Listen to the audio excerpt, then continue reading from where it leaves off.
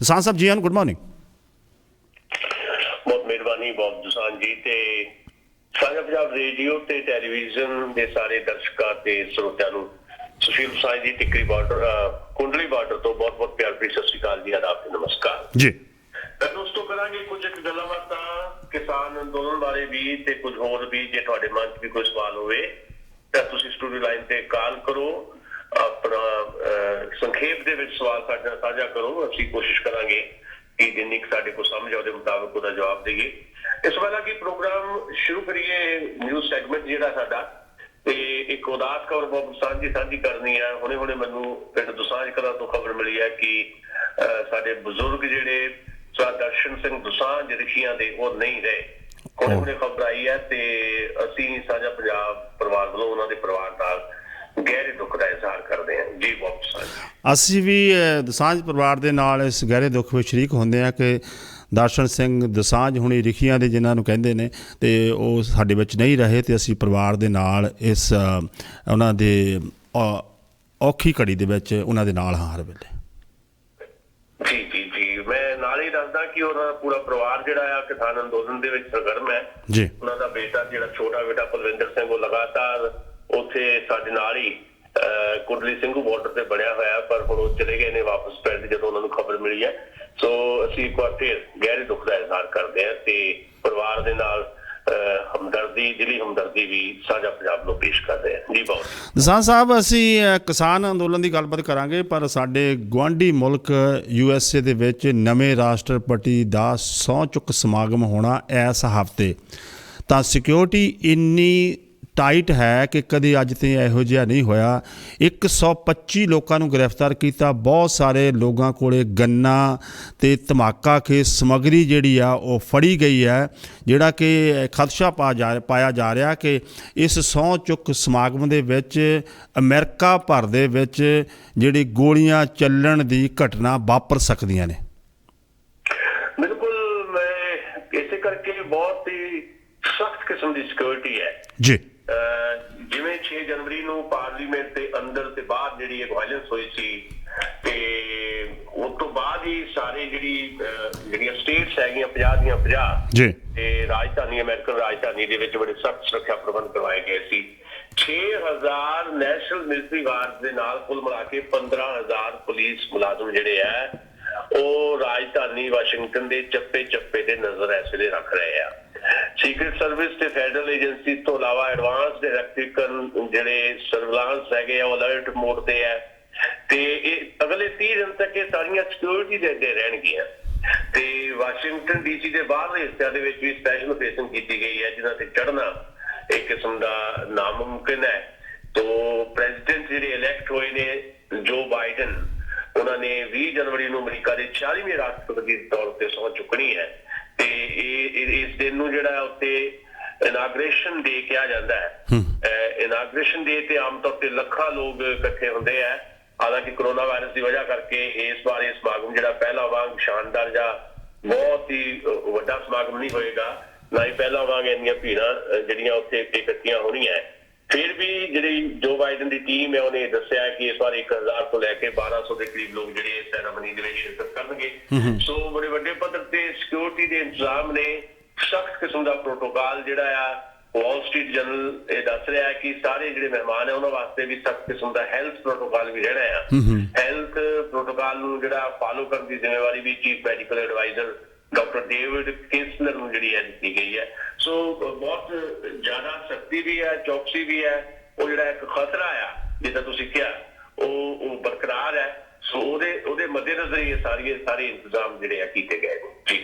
ਹੁਣ ਥੋੜ੍ਹੀ ਜਿਹੀ ਗੱਲ ਕਰੀਏ ਕਿਸਾਨ ਅੰਦੋਲਨ ਦੀ। ਦੁਨੀਆ ਭਰ ਜਿੱਥੇ ਵੀ ਲੋਕ ਪੰਜਾਬੀ ਜਾਂ ਭਾਰਤੀ ਲੋਕ ਬਾਹਰ ਵੱਸਦੇ ਨੇ, ਉਹਨਾਂ ਦੀਆਂ ਅੱਖਾਂ ਜਿਹੜੀਆਂ ਨੇ ਉਹ ਕਿਸਾਨ ਅੰਦੋਲਨ 'ਤੇ ਨੇ। ਅਤੇ ਹੁਣ ਜਿਹੜਾ ਇੱਕ ਮਹਿਲਾ ਦਿਵਸ ਜਿਹੜਾ ਉੱਥੇ ਸਾਰੀਆਂ ਔਰਤਾਂ ਪੰਜਾਬ ਤੋਂ ਜਾਂ ਹੋਰ ਵੱਖਰੇ ਸੂਬਿਆਂ ਤੋਂ ਇਕੱਠੀਆਂ ਹੋਈਆਂ ਨੇ, ਉਸ ਦੀ ਥੋੜ੍ਹੀ ਅਪਡੇਟ ਕਰੋ ਅੱਗੇ ਜਾ ਕੇ। ਫਿਰ ਜਿਹੜੀ 26 ਜਨਵਰੀ ਨੂੰ ਟਰੈਕਟਰ ਦੀ ਪਰੇਡ ਹੋਣ ਜਾ ਰਹੀ ਉਸ ਦੀ ਗੱਲਬਾਤ ਕੀਤੀ ਜਾਏਗੀ। ਹਾਂਜੀ, ਦੇਖੋ ਗੱਲ ਇਹ ਹੈ ਕਿ ਜਿਹੜੀਆਂ ਸਾਰੀਆਂ ਕਿਸਾਨ ਅੰਦੋਲਨ ਦੀਆਂ ਸਰਗਰਮੀਆਂ ਜਿਹੜੀਆਂ ਜੀ, ਇਹਨੂੰ ਹੁਣ ਤੁਸੀਂ ਵਨ ਬਾਈ ਵਨ ਦੇਖ ਰਹੇ ਹੋ, ਸੁਣ ਰਹੇ ਹੋ, ਤੇ ਲਗਾਤਾਰ ਵੀਡੀਓਜ਼ ਵੀ ਇਸ ਕਿਸਮ ਦੀਆਂ ਆਉਂਦੀਆਂ।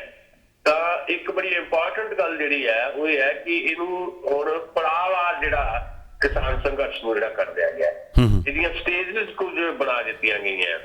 ਮਤਲਬ ਜਿੱਦਾਂ ਤੁਸੀਂ ਜ਼ਿਕਰ ਕੀਤਾ ਹੈ ਮਹਿਲਾ ਕਿਸਾਨ ਦਿਵਸ ਜਿਹੜਾ ਆ, ਕੱਲ ਨੂੰ ਜਦੋਂ ਅਸੀਂ ਗੱਲ ਕਰਾਂਗੇ ਤੇ ਦੱਸਾਂਗੇ ਕਿ ਕਿੰਨੀ ਗਿਣਤੀ ਦੇ ਵਿੱਚ ਉੱਥੇ ਔਰਤਾਂ ਜਿਹੜੀਆਂ ਪਹੁੰਚੀਆਂ।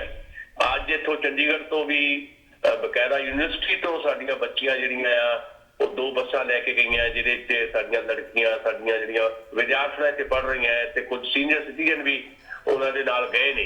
ਏਦਾਂ ਹੀ ਸਾਰੇ ਪੰਜਾਬ ਤੋਂ ਜਿਹੜੀਆਂ ਆ, ਜੋ ਮੇਰੇ ਕੋਲ ਜਾਣਕਾਰੀ ਹੈ ਕਿ ਲਗਭਗ ਸਾਰੇ ਪੰਜਾਬ ਤੋਂ 2000 ਦੇ ਕਰੀਬ ਜਿਹੜੀਆਂ ਬੱਸਾਂ ਗਈਆਂ ਔਰਤਾਂ ਦੀਆਂ। ਉਹਨਾਂ ਨੇ ਬਕਾਇਦਾ ਉੱਥੇ ਕਿਸਾਨ ਅੰਦੋਲਨ ਦੇ ਨਾਂ ਦੇ ਉੱਤੇ ਜਿਹੜਾ ਔਰਤਾਂ ਦਾ ਦਿਨ ਜਿਹੜਾ ਇਹਨੂੰ ਮਨਾਉਣਾ ਹੈ। ਸੋ ਇਸ ਕਰਕੇ ਇਹਨੂੰ ਇੱਕ ਪੜਾਅਵਾਰ ਸਥਿਤੀ ਦੇ ਵਿੱਚ ਕਰ ਦਿੱਤਾ ਗਿਆ। ਮਤਲਬ ਕੱਲ ਦਾ ਦਿਨ ਹੈਗਾ ਔਰਤਾਂ ਦਾ ਦਿਨ, ਉਸ ਤੋਂ ਬਾਅਦ 23 ਜਨਵਰੀ ਜਿਹੜੀ ਹੈ ਉਹਦੇ ਲਈ ਇਹ ਕਰ ਦਿੱਤਾ ਗਿਆ ਕਿ ਜਿੰਨੇ ਵੀ ਸਾਡੀਆਂ ਸਟੇਟਸ ਹੈਗੀਆਂ ਭਾਰਤ ਦੀਆਂ, ਸੂਬੇ ਆ ਜਿੱਦਾਂ ਪੰਜਾਬ ਹੈ, ਹਰਿਆਣਾ ਆ, ਇਹਨਾਂ ਸਾਰੇ ਸੂਬਿਆਂ ਦੇ ਜਿਹੜੇ ਗਵਰਨਰ ਹਾਊਸ ਹੈ ਜੀ ਉਹਨਾਂ ਦੇ ਬਾਹਰ ਕਿਸਾਨਾਂ ਨੇ ਡੇਰਾ ਲਾ ਕੇ ਬਹਿ ਜਾਣਾ ਹੈ। ਸੋ ਇਹ ਪੜਾਅਵਾਰ ਚੱਲੇਗਾ। 18 ਜਨਵਰੀ ਨੂੰ ਔਰਤਾਂ ਨੂੰ ਇਕਜੁੱਟ ਕਰਨ ਵਾਸਤੇ ਮਹਿਲਾ ਕਿਸਾਨ ਦਿਵਸ, 23 ਜਨਵਰੀ ਨੂੰ ਦੇਸ਼ ਭਰ ਦੇ ਵਿੱਚ ਗਵਰਨਰ ਹਾਊਸ ਦੇ ਬਾਹਰ ਡੇਰਾ ਪਾ ਕੇ ਬਹਿ ਜਾਣਾ ਕਿਸਾਨਾਂ ਨੇ। ਤੇ 26 ਜਨਵਰੀ ਦੀ ਪਰੇਡ, 26 ਜਨਵਰੀ ਦੀ ਜਿਹੜੀ ਪਰੇਡ ਹੈ ਬਾਰੇ ਅੱਗੇ ਜਾ ਕੇ ਵੀ ਗੱਲ ਕਰਾਂਗੇ।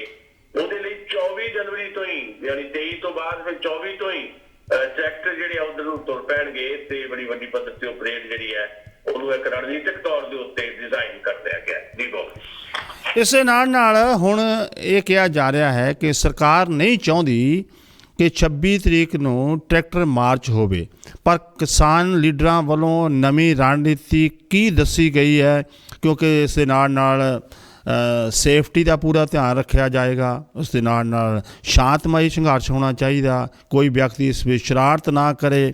ਇਸ ਵਿੱਚ ਕੋਈ ਵੀ ਸ਼ਰਾਰਤ ਜੇ ਕਰਦਾ ਤਾਂ ਉਹ ਬਹੁਤ ਮਹਿੰਗੀ ਪੈ ਸਕਦੀ ਹੈ। ਦੇਖੋ ਜਿਹੜੇ ਇਹਦੇ 'ਚ ਇੱਕ ਤਾਂ ਜਿਹੜਾ ਭਰਮ ਜਿਹਾ ਖੜਾ ਕੀਤਾ ਗਿਆ ਸੀ, ਭੁਲੇਖਾ ਖੜਾ ਕੀਤਾ ਗਿਆ ਸੀ, ਖਾਸ ਤੌਰ ਤੇ ਜਿਹੜਾ ਅਡਾਨੀਆਂ ਅੰਬਾਨੀਆਂ ਦਾ ਮੀਡੀਆ ਜਿਹਦਾ ਜ਼ਿਕਰ ਅਸੀਂ ਪਿਛਲੇ ਪ੍ਰੋਗਰਾਮਾਂ 'ਚ ਵੀ ਕੀਤਾ ਹੈ ਜੀ, ਉਹਨਾਂ ਨੇ ਇਦਾਂ ਦੀ ਗੱਲ ਫੈਲਾ ਦਿੱਤੀ ਵੀ ਲਓ ਜੀ ਕਿਸਾਨਾਂ ਨੇ ਪਰੇਡ ਨਹੀਂ ਕਰਨੀ 26 ਜਨਵਰੀ ਦੀ। ਯਾਨੀ ਬਕਾਇਦਾ ਇਹ ਟਵੀਟ ਕਰਕੇ ਇਹ ਨਿਊਜ਼ 18 ਜਿਹੜਾ ਚੈਨਲ ਹੈ ਉਹਦੇ ਵੱਲੋਂ ਇਹ ਭਰਮ ਜਿਹਾ ਫੈਲਾਉਣ ਦੀ ਕੋਸ਼ਿਸ਼ ਕੀਤੀ ਗਈ ਸੀ ਕਿ ਜਿਹੜੇ ਕਿਸਾਨਾਂ ਦੇ ਵਿੱਚ ਜਿਹੜਾ ਇਹਨਾਂ ਉਤਸ਼ਾਹ ਆ, ਨੌਜਵਾਨਾਂ 'ਚ ਉਤਸ਼ਾਹ ਆ, ਉਹਨੂੰ ਮੱਠਾ ਪਾ ਦਿੱਤਾ ਜਾਏ ਤੇ ਲੋਕ ਜਿਹੜੇ ਆ ਇੱਧਰ ਨੂੰ ਨਾ ਆਉਣ। ਪਰ ਜਿਹੜਾ ਅਲਟਰਨੇਟ ਮੀਡੀਆ ਸਾਡਾ ਜਾਂ ਸੋਸ਼ਲ ਮੀਡੀਆ ਉਹਦੇ ਤੇ ਜਿਸ ਤਰੀਕੇ ਦੇ ਨਾਲ ਬਕਾਇਦਾ ਕਿਸਾਨ ਜਥੇਬੰਦੀਆਂ ਦਾ IT ਸੈੱਲ ਵੀ ਕੰਮ ਕਰਦਾ ਹੈ, ਆਪਣੇ ਵਰਗਾ ਮੀਡੀਆ ਵੀ ਇਹਦੇ 'ਚ ਸ਼ਾਮਲ ਹੈ, ਸਾਂਝਾ ਪੰਜਾਬ ਵੀ ਸ਼ਾਮਲ ਹੈ। ਅਸੀਂ ਇਹ ਸਾਰੀਆਂ ਗੱਲਾਂ ਦੱਸੀਆਂ ਕਿ ਇਹ ਸਾਰਾ ਕੁਝ ਝੂਠ ਫੈਲਾਇਆ ਜਾ ਰਿਹਾ ਹੈ। ਸਰਕਾਰ ਦੀ ਮਨਸ਼ਾ ਜਿਹੜੀ ਹੈ ਇਸ 26 ਜਨਵਰੀ ਦੀ ਪਰੇਡ ਨੂੰ ਨਾਕਾਮ ਕਰਨ ਦੀ ਸੀ, ਪਰ ਅੱਜ ਜਿਹੜੀ ਨਵੀਂ ਰਣਨੀਤੀ ਤੈਅ ਕਰਕੇ ਦੱਸੀ ਹੈ ਕਿਸਾਨ ਜਥੇਬੰਦੀਆਂ ਦੇ ਜਿਹੜੇ ਲੀਡਰਾਂ ਸਾਹਿਬਾਨ ਹੈਗੇ ਆ, ਉਹਨਾਂ ਨੇ ਬਕਾਇਦਾ ਪ੍ਰੈਸ ਕਾਨਫਰੰਸ ਕੀਤੀ ਜਿਹਦੇ 'ਚ ਉਹਨਾਂ ਨੇ ਇਹ ਗੱਲ ਦੱਸੀ ਵੀ ਪਰੇਡ ਹੋਏਗੀ ਜਿੱਦਾਂ ਰਾਜੇਵਾਲ ਸਾਹਿਬ ਦੇ ਭਾਸ਼ਣ ਜਾਂ ਜੋਗਿੰਦਰ ਸਿੰਘ ਉਗਰਾਹਾਂ ਦੇ ਜਿਹੜੇ ਭਾਸ਼ਣ ਸੀ ਉਹਨਾਂ ਨੂੰ ਬਹਾਨਾ ਬਣਾ ਕੇ ਏਦਾਂ ਦੀ ਪੇਸ਼ਕਾਰੀ ਕੀਤੀ ਗਈ ਸੀ ਸੋਕਾਰ ਨੈਸ਼ਨਲ ਮੀਡੀਆ ਵੱਲੋਂ ਵੀ ਇਹ ਤਾਂ ਦਿੱਲੀ ਤੋਂ ਬਾਹਰ ਹੀ ਪਰੇਡ ਕਰਨਗੇ, ਦਿੱਲੀ ਦੇ ਅੰਦਰ ਨਹੀਂ ਜਾਣਗੇ। ਪਰ ਕਿਸਾਨ ਜਥੇਬੰਦੀਆਂ ਆਗੂਆਂ ਨੇ ਦੱਸਿਆ ਕਿ ਅਸੀਂ ਦਿੱਲੀ ਦੇ ਅੰਦਰ ਹੀ ਇਹ ਪਰੇਡ ਕਰਾਂਗੇ ਤੇ ਬਕਾਇਦਾ ਉਹਨਾਂ ਨੇ ਏਰੀਆ ਵੀ ਦੱਸ ਦਿੱਤਾ ਵੀ ਸਾਡੀ ਜਿਹੜੀ ਪਰੇਡ ਹੈ ਉਹ ਦਿੱਲੀ ਦਾ ਜਿਹੜਾ ਆਊਟਰ ਰਿੰਗ ਰੋਡ ਹੈ ਉੱਥੇ ਪਰੇਡ ਹੋਣੀ ਹੈ ਟਰੈਕਟਰਾਂ ਦੀ ਜੀ। ਤੇ ਦਾਅਵਾ ਤਾਂ ਇਹ ਵੀ ਕੀਤਾ ਜਾ ਰਿਹਾ ਹੈ ਕਿ 20 ਲੱਖ ਦੇ ਕਰੀਬ ਜਿਹੜੇ ਲੋਕ ਇਸ ਪਰੇਡ ਦੇ ਵਿੱਚ ਸ਼ਾਮਲ ਹੋਣਗੇ। ਇੱਕ ਪਾਸੇ ਗਣਤੰਤਰ ਦਿਵਸ ਦੀ ਜਿਹੜੀ ਸਰਕਾਰੀ ਪਰੇਡ ਚੱਲਣੀ ਹੈ, ਜਿਹੜੀ ਦੁਨੀਆ ਭਰ ਦੇ ਵਿੱਚ ਬੜੀ ਮਸ਼ਹੂਰ ਪਰੇਡ ਰਹੀ ਹੈ 26 ਜਨਵਰੀ ਦੀ, ਇਹਦੇ ਬਾਰੇ ਵੀ ਕਿਸਾਨ ਜਥੇਬੰਦੀਆਂ ਦੇ ਆਗੂਆਂ ਨੇ ਬੜਾ ਸਾਫ਼ ਕਹਿਦਾ ਵੀ ਅਸੀਂ ਉਸ ਪਰੇਡ ਦੇ ਵਿੱਚ ਕਿਸੇ ਕਿਸਮ ਦਾ ਵਿਘਨ ਨਹੀਂ ਪਾਉਣਾ, ਵੀ ਜਿਹੜਾ ਸਾਡੇ ਤੇ ਕੋਈ ਇਲਜ਼ਾਮ ਨਾ ਆਵੇ ਵੀ ਖਬਰੇ ਦਿੱਲੀ ਦੇ ਉੱਤੇ ਹਮਲਾ ਕਰਨ ਕਿਸਾਨ ਆ ਰਹੇ ਆ, ਖਬਰੇ ਲਾਲ ਕਿਲੇ ਤੇ ਕਬਜ਼ਾ ਕਰਨ ਆ ਰਹੇ ਆ, ਖਬਰੇ ਇਹ ਪਾਰਲੀਮੈਂਟ ਤੇ ਕਬਜ਼ਾ ਕਰਨ ਆ ਰਹੇ ਆ। ਏਦਾਂ ਦੀ ਕੋਈ ਗੱਲ ਨਹੀਂ। ਬਕਾਇਦਾ ਕਿਸਾਨ ਆਗੂਆਂ ਨੇ ਇਹ ਗੱਲ ਕਹੀ ਸੀ ਕੱਲ ਵੀ ਅਸੀਂ ਦਿੱਲੀ ਢਾਉਣੀ ਨਹੀਂ, ਸਾਡਾ ਦਿੱਲੀ ਢਾਉਣਾ ਮਕਸਦ ਨਹੀਂ ਹੈ, ਸਾਡਾ ਮਕਸਦ ਤਾਂ ਦਿੱਲੀ ਡਰਾਉਣ ਦਾ ਆ ਵੀ ਦਿੱਲੀ ਦਾ ਮਤਲਬ ਹੁਕੂਮਤ ਵੀ ਪਤਾ ਲੱਗੇ ਉਹਨਾਂ ਨੂੰ ਕਿ ਇੰਨਾ ਵੱਡੇ ਤਾਦਾਦ ਦੇ ਵਿੱਚ ਜਿਹੜੇ ਲੋਕ ਹੈ ਇਹ ਸਰਕਾਰ ਦੇ ਵਿਰੋਧ ਦੇ ਵਿੱਚ ਪਿਛਲੇ 53 ਦਿਨ ਤੋਂ ਤਾਂ ਬਾਰਡਰ ਤੇ ਬੈਠੇ ਆ। ਇਹ ਮਹੀਨੇ ਤੋਂ ਪੰਜਾਬ ਤੋਂ ਸਰਗਰਮੀ ਸ਼ੁਰੂ ਹੋਈ ਹੈ ਤੇ ਉਹ ਦੇਸ਼ ਭਰ ਦੇ ਵਿੱਚ ਫੈਲ ਗਈ ਹੈ, ਤਾਂ ਜੋ ਸਰਕਾਰ ਦੇ ਕੰਨਾਂ ਤੇ ਥੋੜੀ ਬਹੁਤ ਜੂੰ ਕਿਉਂ ਰਹਿੰਗੇ। ਦੂਜੀ ਗੱਲ ਸਾਫ਼ ਕੀਤੀ ਗਈ ਹੈ ਵੀ ਕਿਸੇ ਵੀ ਕਿਸਮ ਦੀ ਵਾਧਮ ਨਹੀਂ ਘੱਟੋ ਘੱਟ ਸਾਡੀ ਧਿਰ ਵੱਲੋਂ ਯਾਨੀ ਕਿਸਾਨਾਂ ਦੀ ਧਿਰ ਵੱਲੋਂ ਨਹੀਂ ਹੋਏਗੀ। ਅਸੀਂ ਕਿਸੇ ਤੇ ਹੱਥ ਨਹੀਂ ਚੁੱਕਣਾ। ਜੇ ਸਰਕਾਰ ਇਸ ਪਰੇਡ ਨੂੰ ਡਿਸਟਰਬ ਕਰਨ ਦੀ ਕੋਸ਼ਿਸ਼ ਕਰਦੀ ਹੈ ਉਹਦਾ ਵਿਰੋਧ ਤਾਂ ਕਰਾਂਗੇ ਲਾਜ਼ਮੀ ਤੌਰ ਦੇ ਉੱਤੇ, ਕਿਸਾਨ ਕਹਿੰਦੇ ਆ, ਪਰ ਅਸੀਂ ਬਰਾਬਰ ਦਾ ਕੋਈ ਹਮਲਾ ਉਹਨਾਂ ਤੇ ਨਹੀਂ ਕਰਨਾ। ਮਤਲਬ ਸਰਕਾਰ ਨੂੰ ਕੋਈ ਬਹਾਨਾ ਨਹੀਂ ਦੇਣਾ ਚਾਹੁੰਦੇ, ਕਿਉਂਕਿ ਸਰਕਾਰਾਂ ਦਾ ਅਕਸਰ ਜਿਹੜਾ ਇਹ ਇੱਕ ਟੂਲ ਹੁੰਦਾ ਕਿਸੇ ਅੰਦੋਲਨ ਦੇ ਵਿੱਚ ਵਾਇਲੈਂਸ ਜਿਹੜੀ ਹੈ ਕ੍ਰੀਏਟ ਕਰਵਾ ਦਿੱਤੀ ਜਾਏ। ਵਾਇਲੈਂਸ ਜੇ ਹੋਏਗੀ ਸਰਕਾਰ ਵੱਲੋਂ ਹੋਏਗੀ, ਸਰਕਾਰ ਦੇ ਜਿਹੜੇ ਸ਼ਰਾਰਤੀ ਅੰਸਰ ਵਾੜੇ ਹੋਣਗੇ ਉਹਦੇ ਵੱਲੋਂ ਹੋਏਗੀ, ਕਿਸਾਨਾਂ ਵੱਲੋਂ ਕਿਸੇ ਕਿਸਮ ਦੀ ਵਾਇਲੈਂਸ ਨਹੀਂ ਹੋਏਗੀ। ਤਿਰੰਗੇ ਦੇ ਨਾਲ ਨਾਲ ਕਿਸਾਨ ਜਥੇਬੰਦੀਆਂ ਦੇ ਜਿਹੜੇ ਝੰਡੇ ਹੋਣਗੇ, ਤਾਂ ਜੋ ਇਹ ਤਿਰੰਗਾ ਇਸ ਕਰਕੇ ਵੀ ਲਾਇਆ ਗਿਆ ਵੀ ਤਿਰੰਗਾ ਕੋਈ ਕਿਸੇ ਦੀ ਸੰਪत्ति ਨਹੀਂ ਹੈ। ਤਿਰੰਗਾ ਸਾਡੇ ਦੇਸ਼ ਦਾ ਜਿਹੜਾ ਇੱਕ ਕੌਮੀ ਝੰਡਾ ਉਹ ਆ, ਨਾ ਕਿ ਉਹ ਕਿਸੇ ਪਾਰਟੀ ਦਾ ਝੰਡਾ ਹੈ। ਸੋ ਦੇਸ਼ ਦਾ ਝੰਡਾ ਜਿਹੜਾ ਹੈ ਉਹ ਲੈ ਕੇ ਜਾਵਾਂਗੇ, ਤੇ ਜੇ ਰੋਕਣਗੇ ਤਾਂ ਇਹਦਾ ਮਤਲਬ ਹੈ ਸਾਡਾ ਸੰਵਿਧਾਨਕ ਜਿਹੜਾ ਹੱਕ ਹੈ ਉਹਦੇ ਉੱਤੇ ਹਮਲਾ ਹੈ। ਇੱਕ ਗੱਲ ਆ ਰਹੀ ਸੀ ਕਿ ਸੁਪਰੀਮ ਕੋਰਟ ਵੀ ਕੱਲ ਸ਼ਾਇਦ ਕੋਈ ਏਦਾਂ ਦਾ ਫੈਸਲਾ ਦੇ ਸਕਦੀ ਹੈ ਕਿ ਕਿਸਾਨ ਇਹ ਪਰੇਡ ਨਾ ਕਰਨ, ਤੇ ਇਹਦੇ ਬਾਰੇ ਕਿਸਾਨ ਜਥੇਬੰਦੀ ਨੇ ਕਿਹਾ ਕਿ ਸੁਪਰੀਮ ਕੋਰਟ ਨੇ ਹਾਲੇ ਕੋਈ ਏਦਾਂ ਦੀ ਗੱਲ ਕਹੀ ਨਹੀਂ। ਜੇ ਉਹ ਸੁਪਰੀਮ ਕੋਰਟ ਏਦਾਂ ਦੀ ਗੱਲ ਕਹੇਗੀ ਤੇ ਅਸੀਂ ਇਕੱਲੇ ਤੌਰ ਤੇ ਕੁਝ ਨਹੀਂ ਕਹਿੰਦੇ, ਅਸੀਂ ਬਕਾਇਦਾ ਕਿਸਾਨ ਜਥੇਬੰਦੀਆਂ ਜਿੱਦਾਂ ਅੱਗੇ ਮੀਟਿੰਗ ਕਰਕੇ ਰਿਵਿਊ ਕਰਦੇ ਆ ਹਰ ਸਰਕਾਰ ਦੇ ਫੈਸਲੇ ਨੂੰ, ਹਰ ਸੁਪਰੀਮ ਕੋਰਟ ਦੇ ਫੈਸਲੇ ਨੂੰ ਏਦਾਂ ਰਿਵਿਊ ਕਰਕੇ ਅਸੀਂ ਜਿਹੜੀ ਆਪਣੀ ਗੱਲ ਰੱਖਾਂਗੇ। ਹਾਲੇ ਕੋਈ ਏਦਾਂ ਦੀ ਗੱਲ ਨਹੀਂ ਹੈ। ਉਹਨਾਂ ਨੂੰ ਨਹੀਂ ਲੱਗਦਾ ਕਿ ਸਰਕਾਰ ਏਦਾਂ ਦੀ ਕੋਈ ਸਖਤੀ ਕਰੇਗੀ ਜਾਂ ਸਰਕਾਰ ਰੋਕਣ ਦੀ ਕੋਸ਼ਿਸ਼ ਕਰੇਗੀ। ਮੈਨੂੰ ਵੀ ਇਹ ਲੱਗਦਾ ਹੈ ਵੀ ਜੇ ਸਰਕਾਰ ਸਖਤੀ ਕਰੇਗੀ, ਇਹ ਵਾਇਲੈਂਸ ਜਿਹੜੀ ਹੈ ਇਨਵੋਲਵ ਕਰਨ ਦੀ ਕੋਸ਼ਿਸ਼ ਹੋਏਗੀ, ਤਾਂ ਦੁਨੀਆ ਭਰ ਦੇ ਵਿੱਚ ਸਿਰ ਨੀਵਾ ਕਿਹੜਾ ਹੋਣਾ ਹੈ? ਸਿਰ ਨੀਵਾ ਇਸੇ ਸਰਕਾਰ ਦਾ ਹੋਣਾ ਹੈ। ਦੁਨੀਆ ਭਰ ਦੇ ਵਿੱਚ ਬਦਨਾਮੀ ਕਿਹਦੀ ਹੋਣੀ ਹੈ? ਇਸੇ ਸਰਕਾਰ ਦੀ ਹੋਣੀ ਹੈ ਕਿ ਸਰਕਾਰ ਇਹਨੂੰ ਸਹੀ ਢੰਗ ਨਾਲ ਡੀਲ ਨਹੀਂ ਕਰ ਸਕਦੀ। ਸੋ ਅਲਟੀਮੇਟਲੀ ਗਣਤੰਤਰ ਦਿਵਸ ਦੇ ਜਿਹੜੇ ਸਮਾਰੋਹ ਆ ਉਹਨਾਂ 'ਚ ਕਿਸਾਨਾਂ ਨੇ ਕੋਈ ਰੁਕਾਵਟ ਨਹੀਂ ਪਾਉਣੀ। ਆਪਣੀ ਇੱਕ ਪੈਰਲਲ ਪਰੇਡ ਜਿਹੜੀ ਹੈ ਉਹਨਾਂ ਨੇ ਆਊਟਰ ਰਿੰਗ ਰੋਡ ਤੇ ਕਰਨੀ ਹੈ। ਉਹਦੀਆਂ ਬੜੀਆਂ ਜ਼ਬਰਦਸਤ ਤਿਆਰੀਆਂ ਹੈ। ਆਪਣਾ ਜਿਹੜਾ ਇਲਾਕਾ ਬਹੁਤ ਸਾਂਝੀ ਫਗਵਾੜੇ ਵਾਲਾ, ਉੱਥੋਂ ਮੈਨੂੰ ਖਬਰ ਆਈ 3000 ਟਰੈਕਟਰ ਜਿਹੜੇ ਆ ਕੱਲ ਫਗਵਾੜਾ ਤਹਿਸੀਲ ਦੇ ਵਿੱਚ ਘੁੰਮੇ ਆ ਤਿਆਰੀ ਲਈ। ਜੇ ਤੁਸੀਂ ਅੰਦਾਜ਼ਾ ਕਰ ਲਓ, ਜੇ ਫਗਵਾੜਾ ਤਹਿਸੀਲ ਦੇ ਵਿੱਚ ਹੀ 3000 ਟਰੈਕਟਰਾਂ ਨੇ ਪਹਿਲਾਂ ਮਾਰਚ ਕੀਤਾ ਤਿਆਰੀ ਲਈ, ਤੇ ਬਾਕੀ ਪੰਜਾਬ 'ਚ ਕਿੰਨੀਆਂ ਤਿਆਰੀਆਂ ਹੋਣਗੀਆਂ, ਹਰਿਆਣੇ 'ਚ ਕਿੰਨੀਆਂ ਤਿਆਰੀਆਂ ਹੋਣਗੀਆਂ, ਯੂਪੀ, ਉੱਤਰਾਖੰਡ ਤੇ ਰਾਜਸਥਾਨ ਤੋਂ ਕਿੰਨੇ ਟਰੈਕਟਰ ਹੋਣਗੇ, ਚਾਰੇ ਪਾਸੇ ਟਰੈਕਟਰ ਹੋਣਗੇ। ਤੇ ਆਊਟਰ ਰਿੰਗ ਦੇ ਉੱਤੇ ਬੜੀ ਸ਼ਾਂਤਮਈ ਪਰੇਡ ਕਰਕੇ ਆਪਣਾ ਰੋਸ, ਆਪਣਾ ਵਿਰੋਧ ਤੇ ਤਿੰਨੇ ਕਾਲੇ ਕਾਨੂੰਨਾਂ ਨੂੰ ਖਤਮ ਕਰਾਉਣ ਦੀ ਆਵਾਜ਼ ਇਸ ਪਰੇਡ ਰਾਹੀਂ ਜਿਹੜੀ ਹੈ ਉਹ ਉੱਚੀ ਕੀਤੀ ਜਾਏਗੀ। ਸਟਾਰਲੇਨ ਪੇਂਟਿੰਗ ਤੋਂ ਗੋਰਾ ਧਨੋਆ ਹੋਣਾ ਦਾ ਮੈਨੂੰ ਮੈਸੇਜ ਆਇਆ ਹੈ ਕਿ ਬਹੁਤ ਸਾਰੇ ਬਿਜ਼ਨਸ ਜਿਹੜੇ ਆ ਲੋਕਡਾਊਨ ਕਰਕੇ ਕਲੋਜ਼ ਨੇ, ਪਰ ਥੋੜ੍ਹੇ ਸਮੇਂ ਬਾਅਦ ਸਭ ਕੁਝ ਠੀਕ ਹੋ ਜਾਏਗਾ। ਪਰ ਤੁਸੀਂ ਆਪਣੇ ਬਿਜ਼ਨਸ ਨੂੰ ਪ੍ਰੋਫੈਸ਼ਨਲ ਤਰੀਕੇ ਦੇ ਨਾਲ ਪੇਂਟ ਕਰਾਉਣਾ ਚਾਹੁੰਦੇ ਹੋ, ਤਾਂ ਜਿਨ੍ਹਾਂ ਦਾ ਤਕਰੀਬਨ 15 ਸਾਲ ਤੋਂ ਵੱਧ ਸਮੇਂ ਦਾ ਤਜਰਬਾ ਹੈ ਇਸੇ ਬਿਜ਼ਨਸ ਦੇ ਵਿੱਚ, ਤਾਂ ਕਾਲ ਕਰੋ ਗੋਰਾ ਧਨੋਆ ਹੁਣ, ਜਿਹੜੇ ਪੰਜਾਬੀ ਬੋਲਦੇ ਨੇ। 416 230 4000 416 230 4000 ਅਤੇ ਸਵੀਟ ਮੈਲ 416 679 9191 ਸਵੇਰੇ 10 ਵਜੇ ਤੋਂ ਲੈ ਕੇ ਰਾਤ ਦੇ 10 ਵਜੇ ਤੱਕ। ਸੁਖਰਾਜ ਕਾਂਗ ਹੁਣੀ ਦੱਸਿਆ ਕਿ ਤੁਸੀਂ ਆਪਣਾ ਖਾਣਾ ਆਰਡਰ ਕਰ ਸਕਦੇ ਹੋ 416 679 9191। ਨਿਸ਼ਾਨ ਸਾਹਿਬ, ਪਹਿਲੀ ਵਾਰੀ ਹੋ ਰਿਹਾ ਕਿ 26 ਜਨਵਰੀ ਦੀ ਪਰੇਡ ਦੇ ਵਿੱਚ ਕਿਸੇ ਵੀ ਮੁਲਕ ਤੋਂ ਕੋਈ ਵੀ ਮੁੱਖ ਮਹਿਮਾਨ ਨਹੀਂ ਆ ਰਿਹਾ। ਦੇਖੋ, ਚੀਫ ਗੈਸਟ ਜਿਹੜੇ ਪਹਿਲਾਂ ਬਣਾਏ ਗਏ ਸੀ ਬਰਤਾਨੀਆ ਦੇ ਪ੍ਰਧਾਨ ਮੰਤਰੀ ਬੋਰਿਸ ਜੌਨਸਨ, ਉਹ ਕਰੋਨਾ ਦਾ ਹਵਾਲਾ ਦੇ ਕੇ, ਕਰੋਨਾ ਦਾ ਜਿਹੜਾ ਨਵਾਂ ਟ੍ਰੈਂਡ ਬਰਤਾਨੀਆ ਸ਼ੁਰੂ ਹੋਇਆ ਉਹਦਾ ਹਵਾਲਾ ਦੇ ਕੇ ਉਹ ਉਹਨਾਂ ਨੇ ਨਾ ਕਰ ਦਿੱਤੀ ਸੀ। ਬਕਾਇਦਾ ਉਹਨਾਂ ਨੇ ਭਾਰਤ ਦੇ ਪ੍ਰਧਾਨ ਮੰਤਰੀ ਨਰਿੰਦਰ ਮੋਦੀ ਨੂੰ ਫੋਨ ਕੀਤਾ। ਬਾਅਦ ਵਿੱਚ ਨਵੇਂ ਚੀਫ ਗੈਸਟ ਜਿਹੜੇ ਬਣਾਏ ਗਏ, ਸੂਰਾ ਨਾਮੀ ਸ਼ਾਇਦ ਮੁਲਕ ਦਾ ਨਾਂ, ਛੋਟਾ ਜਿਹਾ ਮੁਲਕ ਹੈ, ਕੁੱਲ ਆਬਾਦੀ ਜਿਹੜੀ ਹੈ 5 ਲੱਖ ਹੈ। ਤੇ ਕਿਸੇ ਨੇ ਕਮੈਂਟ ਕੀਤਾ ਬਈ 5 ਲੱਖ ਦੀ ਆਬਾਦੀ ਵਾਲੇ ਜਿਹੜੇ ਮੁਖੀ ਆ ਉਸ ਮੁਲਕ ਦੇ, ਉਹਨਾਂ ਨੂੰ ਚੀਫ ਗੈਸਟ ਬਣਾਇਆ ਗਿਆ, ਕੋਈ ਹੋਰ ਲੱਭਾ ਨਹੀਂ। ਉਹਦੇ ਤੋਂ 4 ਗੁਣਾ ਗਿਣਤੀ 'ਚ ਤਾਂ ਕਿਸਾਨ ਦਿੱਲੀ ਦੇ ਆਲੇ ਦੁਆਲੇ ਬੈਠੇ ਆ। ਸੋ ਇਹਦਾ ਮਤਲਬ ਹੈ ਕਿ ਇੰਟਰਨੈਸ਼ਨਲ ਲੈਵਲ ਦੇ ਉੱਤੇ, ਕੌਮਾਂਤਰੀ ਪੱਧਰ ਦੇ ਉੱਤੇ ਇਸ ਸਰਕਾਰ ਦੀ ਜਿਹੜੀ ਇਮੇਜ ਸੀ, ਜਿਹੜੀ ਬਹੁਤ ਇਹ ਜਿਹੜੇ ਸੋਕਾਰ ਚੈਨਲ ਹੈ ਉਹਨਾਂ ਨੇ ਬਣਾ ਦਿੱਤੀ ਸੀ ਵੀ ਪਤਾ ਨਹੀਂ ਬਹੁਤ ਤਾਕਤਵਰ ਪ੍ਰਧਾਨ ਮੰਤਰੀ ਨੇ ਨਰਿੰਦਰ ਮੋਦੀ, ਤੇ ਉਹ ਇਮੇਜ ਜਿਹੜੀ ਆ ਏਦਾਂ ਦੀ ਬਣਾ ਦਿੱਤੀ ਗਈ ਕਿ ਦੁਨੀਆ ਦੇ ਸਭ ਤੋਂ ਵੱਡੇ ਲੀਡਰ ਦੇ ਤੌਰ ਤੇ ਸਥਾਪਿਤ ਕਰਨ ਦੀਆਂ ਗੱਲਾਂ ਹੋਣ ਲੱਗ ਪਈਆਂ ਸੀ। ਉਹ ਇਮੇਜ ਜਿਹੜੀ ਆ ਬਹੁਤ ਬੁਰੀ ਤਰ੍ਹਾਂ ਬ੍ਰੇਕ ਹੋਈ ਹੈ। ਇਸ ਅੰਦੋਲਨ ਦੇ ਬੜੇ ਪੱਖ ਨੇ, ਆਪਾਂ ਅੱਗੇ ਵੀ ਗੱਲ ਕਰਦੇ ਆ। ਮੈਂ ਇੱਕ ਲਫ਼ਜ਼ ਅੱਗੇ ਵੀ ਵਰਤਿਆ ਕਿ ਇਸ ਅੰਦੋਲਨ ਦੇ ਹਜ਼ਾਰਾਂ ਰੰਗ ਨੇ, ਪਰ ਇੱਕ ਸਾਂਝਾ ਰੰਗ ਜਿਹੜਾ ਬਣ ਗਿਆ ਸਾਂਝੀਵਾਲਤਾ ਦਾ, ਇੱਕ ਭਾਈਚਾਰੇ ਦਾ, ਉਹਨੇ ਇਸ ਅੰਦੋਲਨ ਨੂੰ ਐਡਾ ਵਿਆਪਕ ਤੇ ਐਡਾ ਵੱਡਾ ਕਰ ਦਿੱਤਾ ਹੈ ਵੀ ਇਹਦੇ ਅਸਰ ਜਿਹੜੇ ਹੈ ਉਹ ਇਸ ਸਰਕਾਰ ਦੇ ਉੱਤੇ ਪੈਣੇ ਸ਼ੁਰੂ ਹੋ ਗਏ। ਇੱਕ ਸਰਵੇ ਆਇਆ, ਮੈਂ ਤੁਹਾਨੂੰ ਦੱਸਦਾ, ਸਰਵੇ ਜਿਹੜਾ ਆਇਆ ਹੁਣੇ ਇੱਕ ਟੀਵੀ ਚੈਨਲ ਨੇ ਕੀਤਾ, ABP ਚੈਨਲ ਨੇ, ਉਹਦੇ ਚ ਵੱਖ-ਵੱਖ ਸਟੇਟਸ ਦੇ ਵਿੱਚ ਜਿਹੜੀ ਪਪੂਲੈਰਿਟੀ ਹੈ ਨਰਿੰਦਰ ਮੋਦੀ ਦੀ ਪਰਸਨਲ ਵੀ ਤੇ ਉਹਨਾਂ ਦੀ ਸਰਕਾਰ ਦੀ ਵੀ, ਉਹ ਚੈੱਕ ਕੀਤੀ ਗਈ ਤੇ ਹਰ ਥਾਂ ਦੇ ਉੱਤੇ ਜਿਹੜੀ ਹੈ ਉਹ ਉਹਨਾਂ ਦੀ ਪਰਸਨੈਲਿਟੀ ਜਿਹੜੀ ਹੈ ਉਹ ਖੁਰਦੀ ਜਾ ਰਹੀ ਹੈ, ਉਹਨਾਂ ਦੀ ਇਮੇਜ ਖੁਰਦੀ ਜਾ ਰਹੀ ਹੈ। ਜੇ ਮੈਂ ਪੰਜਾਬ ਦੀ ਗੱਲ ਦੱਸਾਂ, ਪੰਜਾਬ ਦੇ ਵਿੱਚ -28 ਹੈ ਨਰਿੰਦਰ ਮੋਦੀ ਦੀ ਪਪੂਲੈਰਿਟੀ, -28। ਜਿੱਦਾਂ -24 ਸਾਡੀ ਇਕਨੋਮੀ ਜਿਹੜੀ ਹੈ ਡ੍ਰੌਪ ਹੋ ਗਈ, ਉਦਾਂ ਹੀ ਨਰਿੰਦਰ ਮੋਦੀ ਦੀ ਜਿਹੜੀ ਪਰਸਨੈਲਿਟੀ ਹੈ ਜਾਂ ਉਹਨਾਂ ਦੀ ਸਰਕਾਰ ਦੀ ਇਮੇਜ ਹੈ ਉਹ -28 ਪੰਜਾਬ ਦੇ ਵਿੱਚ ਹੋ ਗਈ ਹੈ। ਇਹ ਤੋਂ ਅੰਦਾਜ਼ਾ ਲੱਗ ਸਕਦਾ ਹੈ ਕਿ ਕੌਮਾਂਤਰੀ ਪੱਧਰ ਦੇ ਉੱਤੇ ਵੀ, ਇੰਟਰਨੈਸ਼ਨਲ ਲੈਵਲ ਤੇ ਵੀ ਤੇ ਨੈਸ਼ਨਲ ਲੈਵਲ ਦੇ ਉੱਤੇ ਵੀ ਇਸ ਸਰਕਾਰ ਦੀ ਇਮੇਜ ਨੂੰ ਕਿੰਨਾ ਵੱਡਾ ਨੁਕਸਾਨ ਹੋਇਆ। ਹਾਲੇ ਵੀ ਜੇ ਸਰਕਾਰ ਜਿਹੜੀ ਹੈ ਨਾ ਸੰਭਲੀ, ਹਾਲੇ ਵੀ ਬਿਨਾਂ ਗੱਲ ਦੀ ਅੜੀ ਜਿਹੜੀ ਆ ਬਣਾ ਕੇ ਰੱਖੀ, ਤੇ ਲਾਜ਼ਮੀ ਤੌਰ ਤੇ ਆਉਣ ਵਾਲਾ ਸਮਾਂ ਇਹਨਾਂ ਲਈ ਬਹੁਤ ਚੁਣੌਤੀਪੂਰਨ ਤੇ ਸੰਕਟ ਵਾਲਾ ਹੋ ਸਕਦਾ ਹੈ ਜੀ। ਟੀਮ ਦਸਾਂਝ ਦੇ ਕੋਲ ਨਿਆਗਰਾ ਫਾਲ ਦੇ ਬਿਲਕੁਲ ਕੋਲ ਇੱਕ ਛੋਟਾ ਜਿਹਾ ਸ਼ਹਿਰ ਹੈ, ਉਹਦਾ ਨਾਮ ਹੈ ਵਿਲੈਂਡ। 10 ਮਿੰਟ ਦੀ ਡਰਾਈਵ ਹੈ ਨਿਆਗਰਾ ਫਾਲ ਤੋਂ। ਉੱਥੇ ਟਾਊਨ ਹਾਊਸ ਨੇ, ਰੈਂਟ ਤੇ ਚੜ੍ਹੇ ਹੋਏ ਨੇ, 3 ਬੈਡਰੂਮ ਸਿੰਗਲ ਗਰਾਜ ਦੇ ਨਾਲ, ਪ੍ਰਾਈਸ ਸਿਰਫ 4 ਲੱਖ ਦੇ ਲਾਗੇ ਹੈ। ਬਿਕਰਮ ਦਸਾਂਝ ਨੂੰ ਹੁਣੇ ਕਾਲ ਕਰ ਲਓ, ਤੁਸੀਂ ਫਸਟ ਟਾਈਮ ਬਾਇਰ ਹੋ ਤਾਂ ਤੁਹਾਡੇ ਵਾਸਤੇ ਬਹੁਤ ਵਧੀਆ ਓਪਰਚੁਨਿਟੀ ਹੈ। 9052757777 ਜਾਂ ਪ੍ਰੋਗਰਾਮ ਤੋਂ ਬਾਅਦ ਤੁਸੀਂ ਮੇਰੇ ਨਾਲ ਵੀ ਕੰਟੈਕਟ ਕਰ ਸਕਦੇ 4164197777।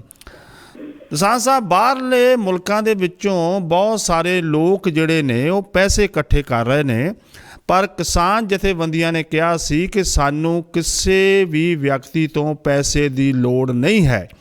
ਤਾਂ ਲੱਗਦਾ ਤਾਂ ਉਹ ਆਪਣੇ ਆਪ ਦਾ ਚੰਗਾ ਕਰ ਰਹੇ ਨੇ, ਪਰ ਇਸ ਦੇ ਨਾਲ ਉਹ ਕਿਸਾਨ ਅੰਦੋਲਨ ਨੂੰ ਨੁਕਸਾਨ ਦੇ ਰਹੇ ਨੇ, ਕਿਉਂਕਿ ਬਹੁਤ ਸਾਰੀਆਂ ਜਿਹੜੀਆਂ ਜਥੇਬੰਦੀਆਂ ਨੇ ਉਹ ਜਿਹੜੀਆਂ ਨੇ ਉਹ ਦੇਸ਼ ਧਰੋਹੀ ਨੇ। ਉਹਨਾਂ ਦੇ ਨਾਲ ਕਿਸਾਨ ਅੰਦੋਲਨ ਨੂੰ ਨੁਕਸਾਨ ਹੋ ਸਕਦਾ। ਭਾਰਤ ਦੇ ਵਿੱਚ ਜਾਂ ਕਿਸਾਨ ਅੰਦੋਲਨ ਦੇ ਵਿੱਚ ਉਸ ਦੀ ਕੀ ਖਬਰ ਹੈ? ਦੇਖੋ, ਗੱਲ ਇਹ ਹੈ ਕਿ ਜਦੋਂ ਕਦੀ ਇਦਾਂ ਦੀ ਮੂਵਮੈਂਟਸ ਜਿਹੜੀਆਂ ਉੱਠਦੀਆਂ, ਪੋਲੀਟੀਕਲੀ ਮੂਵਮੈਂਟਸ ਉੱਠਦੀਆਂ, ਜਾਂ ਕਈ ਵਾਰੀ ਧਾਰਮਿਕ ਅਦਾਰੇ ਵੀ ਜਿਹੜੇ ਹੈ ਕੁਝ ਕੰਮ ਕਰਦੇ ਨੇ ਆਪਣੇ, ਤੇ ਫਿਰ ਕਈ ਵਾਰੀ ਕੁਦਰਤੀ ਆਫਤ ਵੀ ਆਉਂਦੀ ਹੈ ਦੇਸ਼ ਦੇ ਉੱਤੇ, ਤੇ ਕੁਝ ਜਥੇਬੰਦੀਆਂ ਅਦਾਰੇ ਕੁਝ ਜਿਹੜੇ ਹੈ ਉਹ ਫੰਡਿੰਗ ਕਰਦੇ ਆ, ਫੰਡ ਰੇਜ਼ ਵੀ ਕਰਦੇ ਆ। ਉਹਦੇ ਚੋਂ ਬਹੁਤ ਵਾਜਬ ਵੀ ਹੁੰਦੇ ਆ, ਬਹੁਤ ਸਾਰੇ ਲੋਕ ਹੁੰਦੇ ਆ ਜਿਹੜੇ ਬੜੀ ਓਨੈਸਟੀ ਦੇ ਨਾਲ ਇਹ ਕੰਮ ਕਰਦੇ ਆ। ਅਸੀਂ ਉਹਨਾਂ ਦੇ ਅੱਗੇ, ਉਹਨਾਂ ਦੇ ਇਸ ਕਾਰਜ ਦੇ ਅੱਗੇ ਸਿਰ ਨਿਵਾਉਂਦੇ ਆ। ਪਰ ਇਸ ਇੱਕ ਜਿਹੜੀ ਇਸ ਤਰ੍ਹਾਂ ਦੀਆਂ ਲਹਿਰਾਂ ਹੁੰਦੀਆਂ ਜਾਂ ਇਸ ਤਰ੍ਹਾਂ ਦਾ ਇੱਕ ਮਾਹੌਲ ਬਣ ਜਾਂਦਾ ਹੈ, ਤੇ ਬਹੁਤ ਸਾਰੀ ਜਿਹੜੀ ਫੰਡਿੰਗ ਜਾਂ ਫੰਡ ਰੇਜ਼ ਕਰਨ ਵਾਲੇ ਜਿਹੜੇ ਅਦਾਰੇ, ਉਹਦੇ ਚ ਘੁਸਪੈਠ ਹੋ ਜਾਂਦੀ ਆ ਕੁਝ ਉਹਨਾਂ ਦੇ ਲੋਕਾਂ ਦੀ, ਜਿਹਨਾਂ ਲੋਕਾਂ ਨੇ ਏਦਾਂ ਦੇ ਮਾਹੌਲ ਦਾ ਲਾਭ ਖੱਟ ਕੇ ਆਪਣੀਆਂ ਜੇਬਾਂ ਮੋਟੀਆਂ ਕਰਨੀਆਂ ਹੁੰਦੀਆਂ। ਉਹਨਾਂ ਦੀ ਪਛਾਣ ਕਰਨੀ ਜ਼ਰੂਰੀ ਹੈ। ਕਿਸਾਨ ਅੰਦੋਲਨ ਚ ਜਿਹੜੇ ਐਕਟਿਵ ਨੇ ਲੋਕ, ਜਿਹੜੇ ਇਸ ਕਿਸਾਨ ਅੰਦੋਲਨ ਨੂੰ ਲੀਡ ਕਰ ਰਹੇ ਆ, ਅੱਜ ਫੰਡਿੰਗ ਦੀ ਗੱਲ ਹੋਈ ਹੈ ਪ੍ਰੈਸ ਕਾਨਫਰੰਸ ਦੇ ਵਿੱਚ, ਇਹ ਪੁੱਛਿਆ ਗਿਆ ਕਿ ਜਿਹੜੀ ਫੰਡਿੰਗ ਤੁਹਾਨੂੰ ਆ ਰਹੀ ਹੈ ਉਹਦਾ ਹਿਸਾਬ ਕਿਤਾਬ ਦਓਗੇ ਜੀ? ਤਾਂ ਬਕਾਇਦਾ ਕਿਸਾਨ ਆਗੂ ਨੇ ਕਿਹਾ ਕਿ ਜਿਹੜੀ ਸਟੇਜ ਤੇ ਫੰਡਿੰਗ ਆ ਰਹੀ ਹੈ, ਸਟੇਜ ਤੇ ਕੀ ਹੁੰਦਾ, ਜੇ ਅਸੀਂ ਉੱਥੇ ਆ ਲਗਾਤਾਰ ਸਟੇਜ ਤੇ ਕਈ ਲੋਕ ਜਿਹੜੇ ਆ ਸਿੱਧੀ ਸਟੇਜ ਤੇ ਵੀ ਜਿਹੜੀ ਆ ਹੈਲਪ ਕਰਦੇ ਆ, ਉਹ ਚਾਹੇ 100 ਰੁਪਏ ਦੀ ਹੋਵੇ, ਚਾਹੇ 1 ਲੱਖ ਰੁਪਏ ਦੀ ਹੋਵੇ, ਚਾਹੇ ਉਹ ਵੱਡੇ ਜਿਹੜੇ ਕੋਈ ਜਿੱਦਾਂ ਗਾਇਕ ਸੀ ਦਲਜੀਤ ਦੋਸਾਂਝ ਜਾਂ ਭਾਈ ਰਣਜੀਤ ਸਿੰਘ ਢੱਡਰੀਆਂ ਵਾਲੇ ਦਾ ਜਿਹੜਾ ਪ੍ਰਵੇਸ਼ਰ ਦੁਆਰ ਹੈ ਉਹਦੇ ਵੱਲੋਂ 21 ਲੱਖ ਦੀ ਆਈ।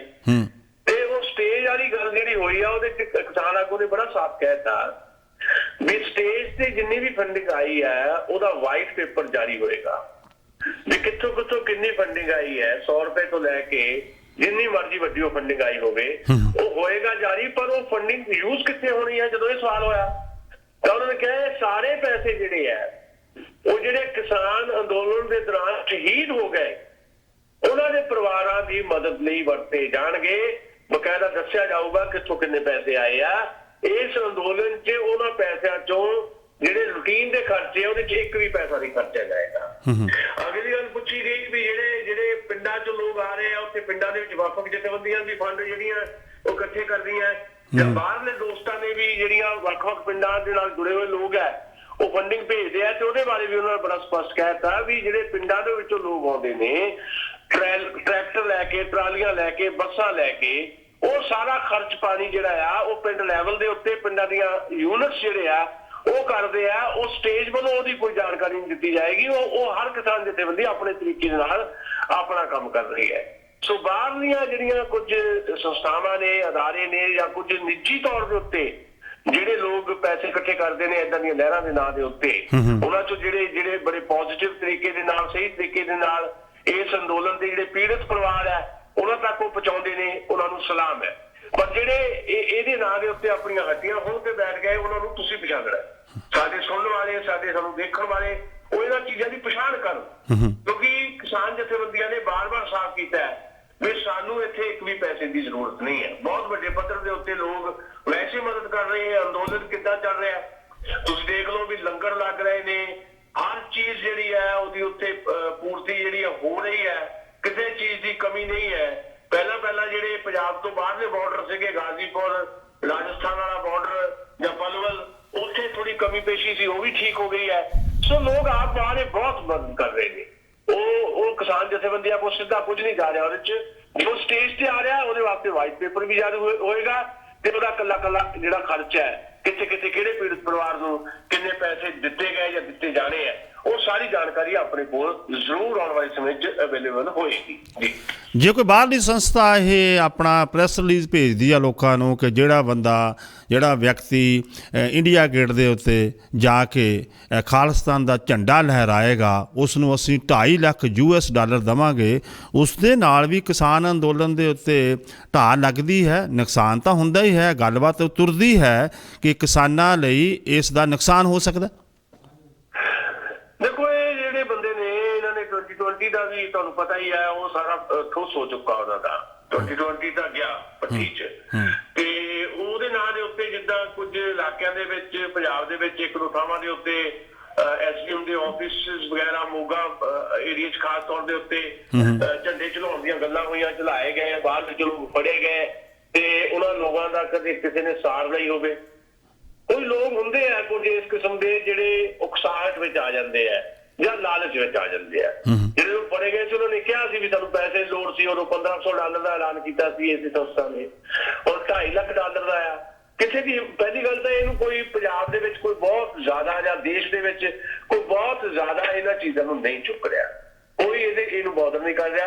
ਪਰ ਕਮਲੇ ਲੋਕਾਂ ਦਾ ਕੀ ਪਤਾ ਹੁੰਦਾ, ਕੋਈ ਇੱਕ ਅੱਧਾ ਕਮਲਾ ਉੱਠ ਕੇ ਏਦਾਂ ਦੀ ਕੋਸ਼ਿਸ਼ ਕਰੇ, ਉਹਦੇ ਨਾਲ ਅੰਦੋਲਨ ਦੇ ਉੱਤੇ ਕਿਤੇ ਨਾ ਕਿਤੇ ਕੋਈ ਨਾ ਕੋਈ ਕੁਐਸਚਨ ਮਾਰਕ ਜਿਹੜਾ ਖੜਾ ਹੋ ਜਾਂਦਾ। ਪਰ ਕਿਸਾਨ ਜਥੇਬੰਦੀਆਂ ਨੇ ਬਿਲਕੁਲ ਸਾਫ਼ ਕੀਤਾ ਹੋਇਆ ਕਿ ਸਾਡਾ ਏਦਾਂ ਦੀਆਂ ਘਟਨਾਵਾਂ ਨਾਲ ਕੋਈ ਲੈਣ ਦੇਣ ਨਹੀਂ, ਅਸੀਂ ਇਹਨਾਂ ਨੂੰ ਬਿਲਕੁਲ ਨਹੀਂ ਓਨ ਕਰਦੇ। ਜਿਹੜੇ ਲੋਕ ਏਦਾਂ ਦੀਆਂ ਗੱਲਾਂ ਕਰਦੇ ਆ ਉਹ ਅਸਲ ਦੇ ਵਿੱਚ ਇਸ ਅੰਦੋਲਨ ਨੂੰ ਫੇਲ ਕਰਨ ਦੀ ਜਿਹੜੀ ਸਾਜ਼ਿਸ਼ ਹੈ ਸਰਕਾਰ ਦੀ, ਉਹਦਾ ਹਿੱਸਾ ਹੈ। ਸੋ ਸਾਨੂੰ ਵੀ ਇਹ ਸਾਰੀਆਂ ਚੀਜ਼ਾਂ ਜਿਹੜੀਆਂ ਦੇਖਭਾਲ ਲੈਣੀਆਂ ਚਾਹੀਦੀਆਂ। ਆਪਾਂ ਕੱਲ੍ਹ ਦੇ ਪ੍ਰੋਗਰਾਮ 'ਚ ਵੀ ਗੱਲਬਾਤ ਕੀਤੀ ਸੀ ਕਿ 19 ਤਰੀਕ ਨੂੰ ਬਹੁਤ ਸਾਰੇ ਲੋਕਾਂ ਨੂੰ ਜਿਹੜੇ ਮੀਡੀਆ ਨਾਲ ਮੁਤੱਲਕ ਰੱਖਦੇ ਨੇ ਉਹਨਾਂ ਨੇ ਕਿਸਾਨ ਅੰਦੋਲਨ ਦੀ ਕਵਰੇਜ ਆਪਣੇ ਤਰੀਕੇ ਨਾਲ ਕੀਤੀ, ਜਿਸ ਦੇ ਨਾਲ ਕਿ ਸਰਕਾਰ ਵਿਰੋਧੀ ਉਹਨਾਂ ਨੂੰ ਕਿਹਾ ਜਾ ਸਕਦਾ। ਉਹਨਾਂ ਲੋਕਾਂ ਨੂੰ NIA ਨੇ ਬੁਲਾਇਆ ਗਿਆ, ਕੁਝ ਟਰਾਂਸਪੋਰਟਰਾਂ ਨੂੰ ਵੀ NIA ਨੇ ਉੱਥੇ ਬੁਲਾਇਆ, ਉਹਨਾਂ ਦੀ ਪੁੱਛਗਿੱਛ ਕੀਤੀ ਜਾ ਰਹੀ ਹੈ। ਇਹਦੇ 'ਚ ਇੱਕ ਗੱਲ ਸਮਝ ਆ ਰਹੀ ਹੈ ਵੀ ਇਹ ਕੋਈ ਨਵੇਂ ਪਰਚੇ ਦਰਜ ਨਹੀਂ ਹੋਏ, ਤੇ ਕੋਈ ਹੁਣ ਦੀ ਗੱਲ ਨਹੀਂ ਹੈ ਵੀ ਇਹ ਕਿਸਾਨ ਅੰਦੋਲਨ ਜਿਹੜੇ ਸ਼ਾਮਲ ਹੋਏ ਆ। ਕੁਦਰਤੀ ਗੱਲ ਹੈ ਜਿਹੜੇ ਲੋਕ ਕਿਸਾਨ ਅੰਦੋਲਨ ਸ਼ਾਮਲ ਹੈ, ਜੇ ਉਹਨਾਂ ਨੂੰ ਕੋਈ ਇਸ ਤਰ੍ਹਾਂ ਦਾ ਨੋਟਿਸ ਆ ਜਾਂਦਾ ਹੈ ਤੇ ਲੱਗਦਾ ਹੈ ਖਰਿਆ ਇਮੀਡੀਏਟ ਇਹ ਨੋਟਿਸ ਜਿਹੜੇ ਜਾਰੀ ਕੀਤੇ ਗਏ, ਜਦਕਿ 15 ਦਸੰਬਰ ਦਾ ਪਹਿਲਾਂ ਹੀ ਕੋਈ ਇੱਕ ਦੋ ਕੇਸ ਦਰਜ ਨੇ ਜਿਹਦੇ 'ਚ ਬਹੁਤ ਸਾਰੇ ਲੋਕਾਂ ਦੇ ਨਾਂ ਸੀਗੇ। ਉਹਨਾਂ ਲੋਕਾਂ ਨੂੰ ਪੁੱਛਗਿੱਛ ਵਾਸਤੇ ਜਿਹੜਾ ਆ ਉਹ ਬੁਲਾਉਣ ਦੀ ਗੱਲ ਹੋ ਰਹੀ ਹੈ, ਜਿਹਦੇ 'ਚ 50 ਦੇ ਕਰੀਬੇ ਲੋਕ ਹੈ ਜੀ ਕਿਸੇ ਨਾ ਕਿਸੇ ਰੂਪ ਦੇ ਵਿੱਚ ਕਿਸਾਨ ਅੰਦੋਲਨ ਨਾਲ ਜੁੜੇ ਹੋਏ ਆ। ਪੰਜਾਬ ਦੇ ਸਾਰੇ ਜ਼ਿਲ੍ਹਿਆਂ ਦੇ ਜਿਹੜੇ ਕੁਝ ਹੋਰ ਟਰਾਂਸਪੋਰਟਰ ਹੈਗੇ ਆ ਜਿਨ੍ਹਾਂ ਦੇ ਕੋਈ ਇਨਵੋਲਵਮੈਂਟ ਹੈ ਇਸ ਅੰਦੋਲਨ ਦੇ ਵਿੱਚ, ਵੀ ਉਹ ਟਰਾਂਸਪੋਰਟ ਦੇ ਵਪਾਰੀ ਜਿਹੜੇ ਆ ਉਹ ਇਸ ਅੰਦੋਲਨ ਦੀ ਹਮਾਇਤ ਕਰ ਰਹੇ ਆ, ਉਹਨਾਂ ਨੂੰ ਪੁੱਛਗਿੱਛ ਵਾਸਤੇ ਬੁਲਾਇਆ ਗਿਆ। ਕੋਈ ਪਰਚਾ ਨਵਾਂ ਦਰਜ ਨਹੀਂ ਹੋਇਆ, ਕੋਈ ਸਵਾਲ ਜਵਾਬ ਉਹਨਾਂ ਤੋਂ ਕੀਤੇ ਗਏ ਆ। ਕੁਝ ਇਹ ਜ਼ਰੂਰ ਹੈ ਕਿ ਜੋ ਨਵੀਂ ਖਬਰ ਆਈ ਹੈ ਵੀ ਫੰਡਿੰਗ ਦੀ ਗੱਲ ਜਿਹੜੀ ਆਪਾਂ ਕਰ ਰਹੇ ਆ ਜਾਂ ਫ੍ਰੀ ਸਰਵਿਸ ਜਿਹੜੇ ਲੋਕ ਦੇ ਰਹੇ ਨੇ ਲੁਧਿਆਣਾ, ਪਟਿਆਲਾ, ਤਰਨਤਾਰਨ ਤੇ ਅੰਮ੍ਰਿਤਸਰ ਦੇ ਟਰਾਂਸਪੋਰਟਰ ਜਿਹੜੇ ਆ ਤੇ ਉਹਨਾਂ ਤੋਂ ਸਵਾਲ ਸੁਣ ਕੀਤੇ ਗਏ ਆ ਵੀ ਤੁਸੀਂ ਇਹ ਜਿਹੜੀ ਫੰਡਿੰਗ ਕਰ ਰਹੇ ਹੋ ਜਾਂ ਫ੍ਰੀ ਸਰਵਿਸ ਦੇ ਰਹੇ ਹੋ, ਇਹਦੇ ਕਿੱਥੋਂ ਤੁਹਾਡੇ ਕੋਲ ਜਿਹੜੇ ਸੋਰਸਸ ਕੀ ਹੈ ਤੁਹਾਡੇ। ਸੋ ਉਹਨਾਂ ਦੀ ਆਡੀਓ ਤੇ ਵੀਡੀਓ ਰਿਕਾਰਡਿੰਗ ਕੀਤੀ ਗਈ ਹੈ ਜੋ ਜਾਣਕਾਰੀ ਹੈ ਸਾਡੇ ਕੋਲ, ਪਰ ਡਾਇਰੈਕਟਲੀ ਕੋਈ ਨਵੇਂ ਪਰਚੇ ਦਰਜ ਕਰਕੇ ਉਹਨਾਂ ਨੂੰ ਗ੍ਰਿਫਤਾਰ ਕਰਨ ਦੀ ਕੋਈ ਇਸ ਤਰ੍ਹਾਂ ਦੀ ਐਕਟੀਵਿਟੀ ਸ਼ੁਰੂ ਕਰ ਦਿੱਤੀ ਗਈ ਹੈ, ਏਦਾਂ ਦੀ ਗੱਲ ਹਾਲ ਫਿਲਹਾਲ ਨਹੀਂ ਹੈ। ਪਰ ਕਿਸਾਨ ਜਥੇਬੰਦੀਆਂ ਦੇ ਆਗੂਆਂ ਨੇ ਇਸ ਮੁੱਦੇ ਨੂੰ ਵੀ ਲਿਆ ਤੇ ਇਹ ਗੱਲ ਕਹੀ ਹੈ ਵੀ ਇਹ ਸਮਾਂ ਜਿਹੜਾ ਆ ਜੇ ਕੋਈ ਪੁਰਾਣਾ ਕੇਸ ਵੀ ਹੈ, ਇਹ ਸਮਾਂ ਉਹਨਾਂ ਤੇ ਇਸ ਤਰ੍ਹਾਂ ਦੇ ਨੋਟਿਸ ਜਾਂ ਸੂਚਨਾ ਭੇਜ ਕੇ ਕਾਰਵਾਈ ਕਰਨ ਦਾ ਨਹੀਂ, ਕਿਉਂਕਿ ਇਹਦੇ ਨਾਲ ਇਹ ਮੈਸੇਜ ਨਹੀਂ ਹੁੰਦਾ ਇਹ ਸਰਕਾਰ ਜਿਹੜੀ ਹੈ ਸਾਡੇ ਅੰਦੋਲਨ ਨੂੰ ਫੇਲ ਕਰਨ ਦੀ ਸਾਜ਼ਿਸ਼ ਰਚ ਰਹੀ ਹੈ। 19 ਤਰੀਕ ਦੀ ਮੀਟਿੰਗ ਦੇ ਵਿੱਚ ਬਕਾਇਦਾ ਇਸ ਗੱਲ ਨੂੰ ਪਹਿਲੇ ਆਧਾਰ ਦੇ ਉੱਤੇ ਕਿਸਾਨ ਜਥੇਬੰਦੀਆਂ ਨੂੰ ਸਰਕਾਰ ਦੇ ਕੋਲ ਰੱਖਣ ਜਾ ਰਹੇ ਹੈ। ਪ੍ਰੋਗਰਾਮ ਸਾਂਝਾ ਪੰਜਾਬ ਦੇ ਵਿੱਚ ਤੁਸੀਂ ਕੋਈ ਵੀ ਸਾਂਝ ਪਾਉਣੀ ਚਾਹੁੰਦੇ ਹੋ 9054584444 905-458-4444 ਤੇ ਤੁਸੀਂ ਕਾਲ ਕਰਕੇ ਆਪਣਾ ਸਵਾਲ ਕਰ ਸਕਦੇ ਹੋ 9054584444। ਦਸਾਂਝ ਸਾਹਿਬ ਜਿਹੜੇ ਸਾਬਕਾ ਫੌਜੀ ਹੈ ਉਹ ਵੀ ਅੰਦੋਲਨ ਦਾ ਹਿੱਸਾ ਬਣੇ ਹੁਣ? ਦੇਖੋ ਸਾਬਕਾ ਫੌਜੀ ਤਾਂ ਬਹੁਤ ਵੱਡੀ ਤਾਦਾਦ ਨੇ। ਸਾਬਕਾ ਫੌਜੀਆਂ ਬਾਰੇ ਤਾਂ ਜਿਹੜੀਆਂ ਖਬਰਾਂ ਆ ਰਹੀਆਂ ਹਜ਼ਾਰਾਂ ਦੀ ਗਿਣਤੀ ਦੇ ਵਿੱਚ ਜਿਹੜੇ ਸੇਵਾ ਮੁਕਤ ਫੌਜੀ ਹੈ ਉਹ ਆਪਣੀਆਂ ਵਰਦੀਆਂ ਤੇ ਜਿਹੜੇ ਉਹਨਾਂ ਨੇ ਹੁਣ ਤੱਕ ਮੈਡਲ ਜਿੱਤੇ ਹੋਏ ਆ ਛਾਤੀਆਂ ਤੇ ਮੈਡਲ ਸਜਾ ਕੇ ਕਿਸਾਨ ਏਕਤਾ ਜ਼ਿੰਦਾਬਾਦ ਤੇ ਜੈ ਜਵਾਨ ਜੈ ਕਿਸਾਨ ਦੇ ਨਾਅਰੇ ਲਾਉਂਦੇ ਹੋਏ ਦਿੱਲੀ ਦੇ ਵੱਖ-ਵੱਖ ਮੋਰਚਿਆਂ ਤੇ ਧਰਨਿਆਂ 'ਚ ਬੈਠੇ ਆ, ਸਿਪਾਹੀ ਤੋਂ ਲੈ ਕੇ ਬ੍ਰਿਗੇਡੀਅਰ ਤੱਕ ਜੀ। ਇੱਕ ਆਲ ਇੰਡੀਆ ਫੌਜੀ ਭਾਈਚਾਰਾ ਸੰਸਥਾ ਆ, ਉਹਨਾਂ ਦੀ ਅਗਵਾਈ ਦੇ ਵਿੱਚ ਉਹਨਾਂ ਦੇ ਜਿਹੜੇ ਸਟੇਟ ਦੇ ਪ੍ਰੈਜ਼ੀਡੈਂਟ ਨੇ ਬ੍ਰਿਗੇਡੀਅਰ ਕੁਲਦੀਪ ਸਿੰਘ ਖਾਲੂ ਉਹ ਵੀ ਉੱਥੇ ਪਹੁੰਚੇ ਹੋਏ ਆ।